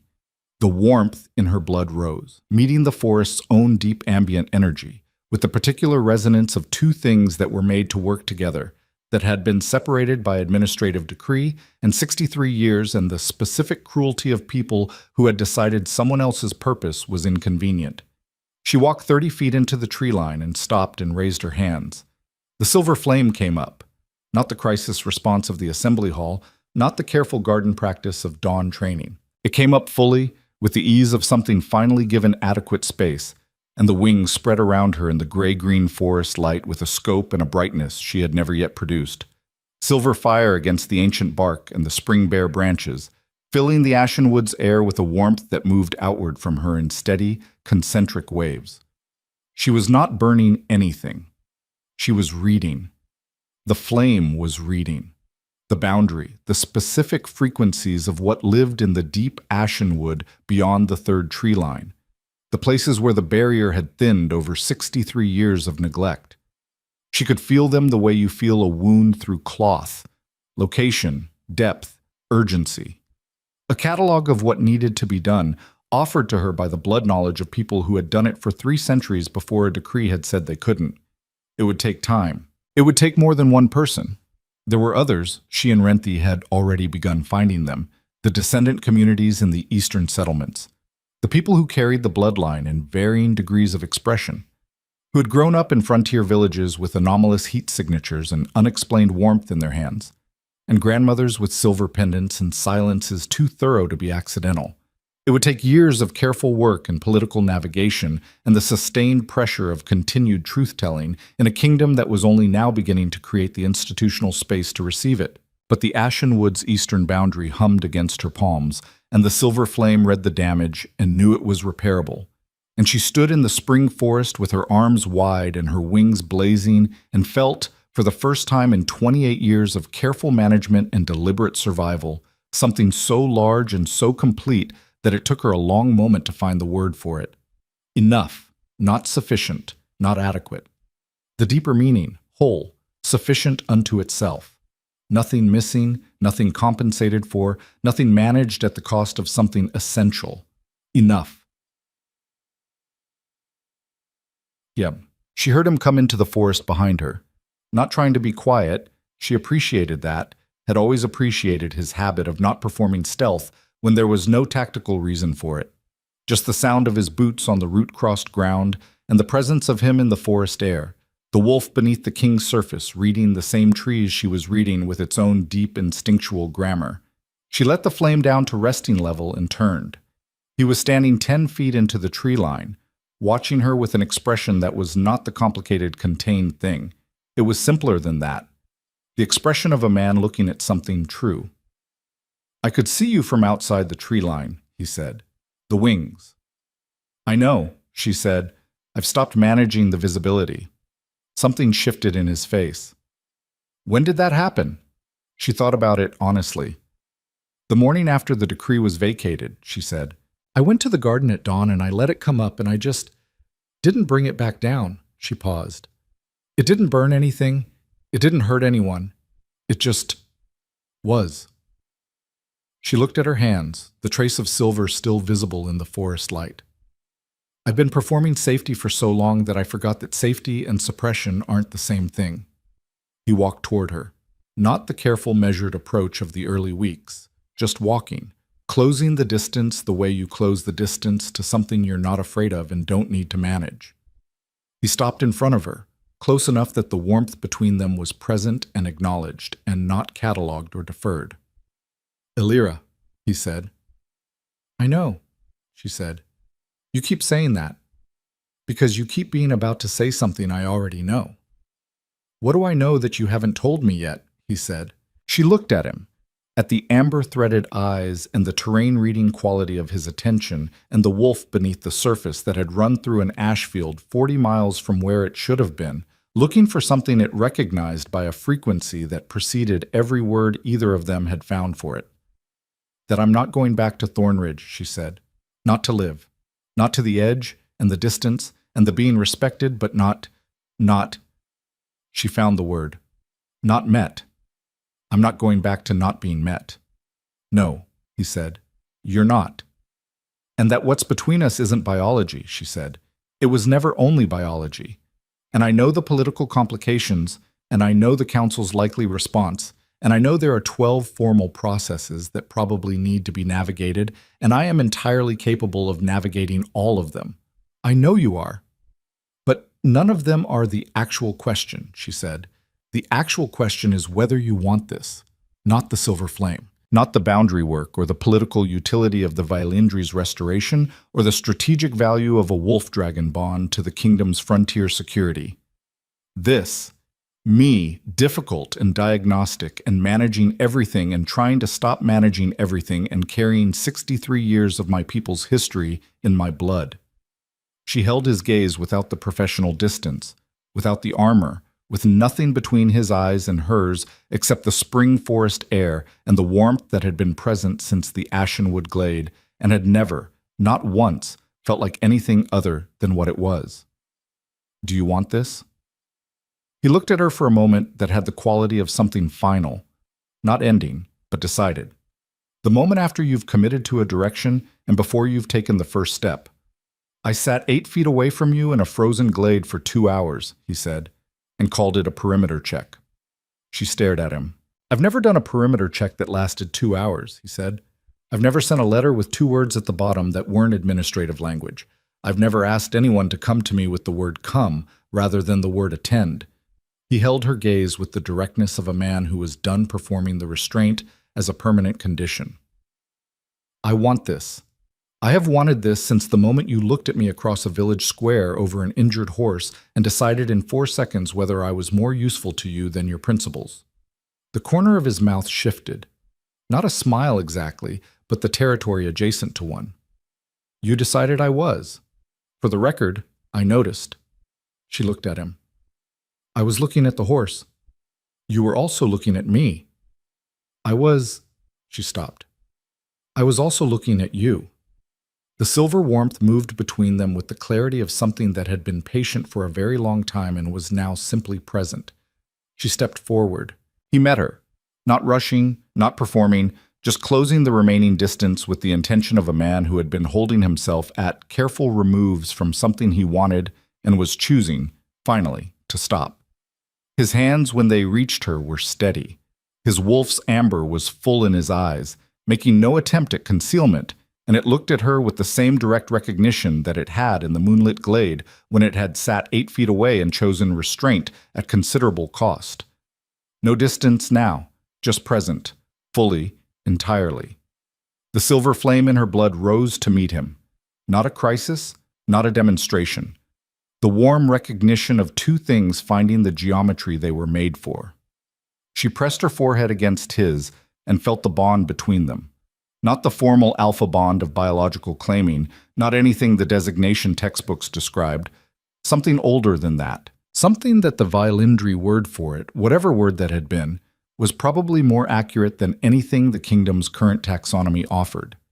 Not ownership, not need. The recognition of 2 specific things that had been moving in the same direction for a long time and had finally stopped pretending they were going somewhere different.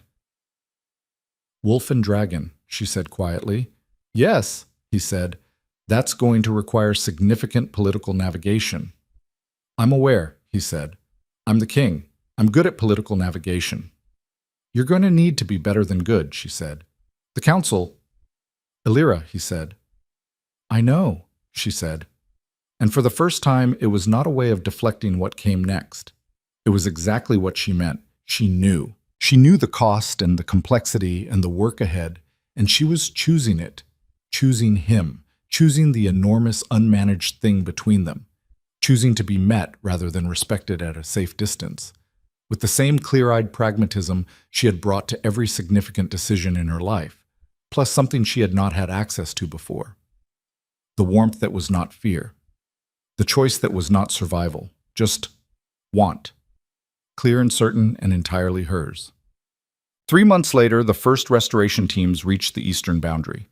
There were 9 of them, descendants of Violindri communities that Rente and the formal Restoration Commission had located in the eastern and central border settlements, ranging in age from 19 to 61, with varying degrees of silver flame expression and no formal training in anything except the ordinary survival skills of frontier living. They arrived in stages following the new eastern road that the commission had funded, and they stood at the Ashenwood boundary with the specific quality of people encountering something they had always known in their blood and had never had permission to approach. Illyra met them there. She was different from the woman who had stood at this boundary 3 months before. Not in the ways that were visible. She still had the red hair and the gray eyes and the healer's hands and the professional composure that was not armor so much as natural disposition. But the warmth she carried was not hidden and not performed. It simply was, moving in her blood with the steady permanence of something that had found its correct level and was content to remain there. She looked at 9 people who had spent their lives carrying something they didn't have words for, and she said, Welcome back. It was not a speech. It was not the beginning of a formal address. It was simply the accurate thing, and sometimes the accurate thing was the only thing worth saying. The oldest of them, a woman from a settlement near the Greymoor foothills, 61 years old, with white hair and dark eyes, and hands that were warm in the specific way Alira now recognized immediately, looked at her and let out a breath that seemed to come from somewhere very deep. "We heard about the inquiry," the woman said, "and the decree, and everything." She paused. "We heard there was a healer from Thornridge." "Yes," Alira said. "You did that." "With significant help," Alira said, which was accurate and important. "But you stood in the room." The woman's voice was quiet and direct. "You stood in the room and you didn't go out." Alira thought about the assembly hall, the silver fire coming up, not as a crisis response, but as the only honest answer to a system that had been lying for 63 years.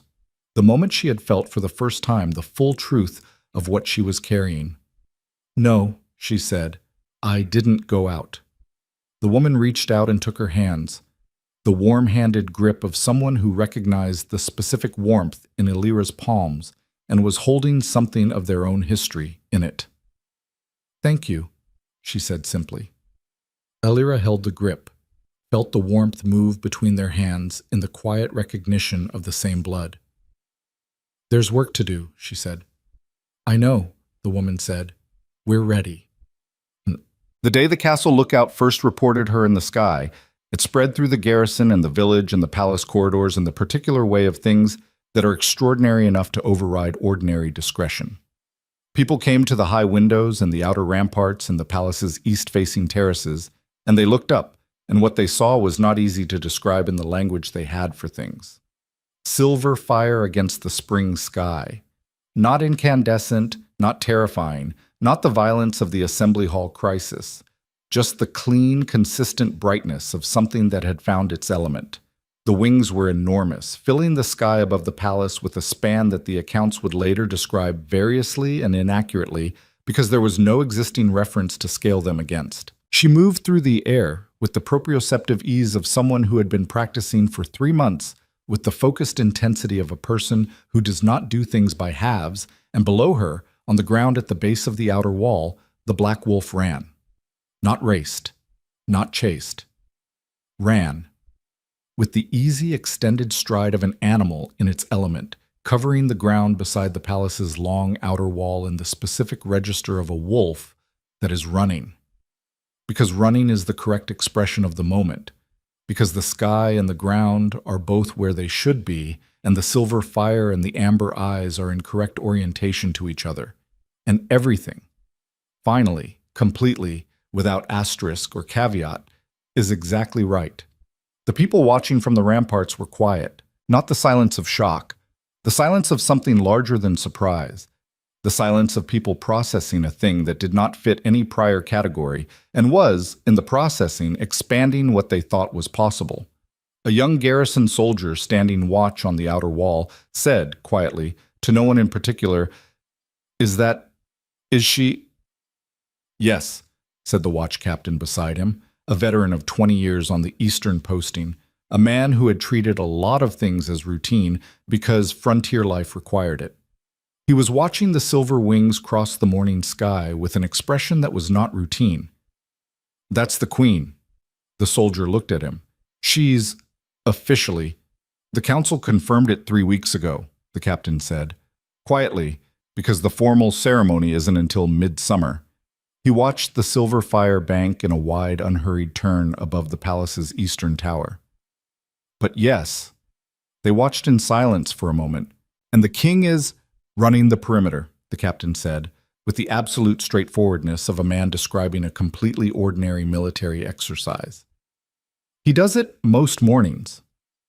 This was, technically, not entirely accurate, but it was the version of events that the frontier garrison had quietly agreed upon, because frontier people understood the value of a good working fiction, and the king runs the morning perimeter in wolf form while the queen flies was a fiction that cost nothing, and protected something that everyone in the garrison had already decided, without formal vote or discussion, was worth protecting.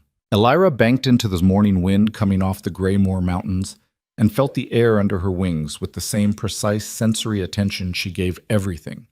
The warmth of the flame sustaining the form, the boundary frequencies she could read from height that she couldn't read from the ground, the specific quality of the eastern sky in early spring that told her something about the ashen wood's condition in the way that the flame had taught her to read over 3 months of patient practice. The restoration teams had opened 2 boundary sections in the past 6 weeks. It was slow work, careful, painstaking, requiring the same kind of sustained professional attention as long-term medical management. But it was working. The deep ashen wood was responding. The thin places were strengthening. The eastern settlements closest to the old Valindri territory had sent reports of reduced boundary incidents for the first time in decades. It was working. She was not naive about the road ahead. The council's formal proceedings against Kaseth would run for a year at minimum. The restoration of the eastern boundary was a generational project, not a season's work. The kingdom's taxonomy of designation and power and bloodline inheritance was going to require long, sustained engagement before it was anything other than what it had always been. A system built to advantage certain people at the cost of others, willing to call it natural when it was anything but. She knew all of this with the clear-eyed pragmatism that was her fundamental nature, the quality that had gotten her to 28 years of survival in a frontier village and would get her through everything that came next. But she was flying. She was flying over the palace where the inquiry records lived in the official archive, where the decree was formally vacated, where the names of 14 Valindri community leaders who had told the truth 63 years ago were finally written into the permanent record as what they had always been: protectors. She was flying over the eastern road where 9 people were beginning the work her grandmother's people had been prevented from completing. She was flying over the field south of Thornridge where a black wolf had run through ash at midnight, looking for something it recognized by frequency alone. She was flying, and below her the black wolf ran, and the kingdom that had spent 63 years pretending her bloodline didn't exist was doing the slow, complicated, necessary work of learning what to do with the truth.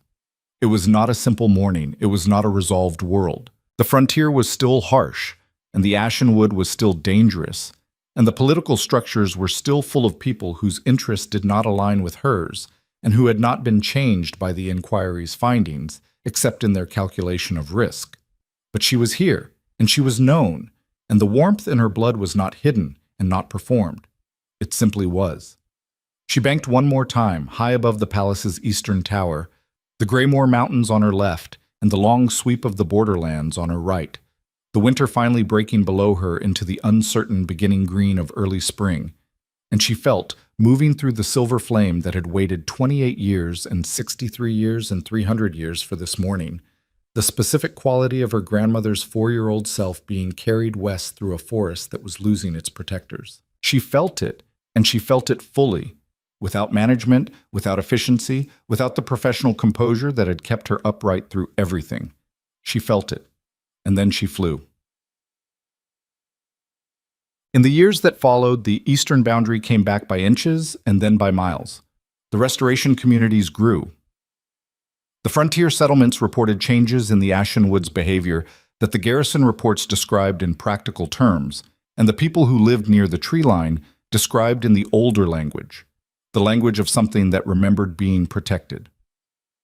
The formal ceremony at midsummer was attended by 1,200 people, including the 9 original restoration team members and a garrison commander from Thornridge who had written a letter and was still quietly trying to deserve the fact that he had been permitted to come. Elira had made that decision herself, which was the appropriate person to make it. Renthi published her 30 years of research in the spring following the restoration's second year. It was not a bestseller. Important things rarely were, but it was accurate, and it was permanent, and it sat in the palace archive beside the unsealed Senate testimony and the vacated decree and the formal recognition of the Valindri bloodline, and it would be there long after everyone who had been present for any of this was gone.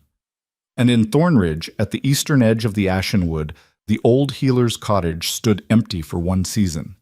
Then a new healer came, young, recently trained, recommended by Elira herself, and found the workbench and the herb garden and the lamp that had burned through too many early mornings, and set up practice in the way of someone beginning something that had been carefully tended and was ready to be passed on. The ashen wood was quieter at the boundary than it had been. The new healer noticed it in the first week, noted it in her records with professional precision, and did not have a clinical explanation for it.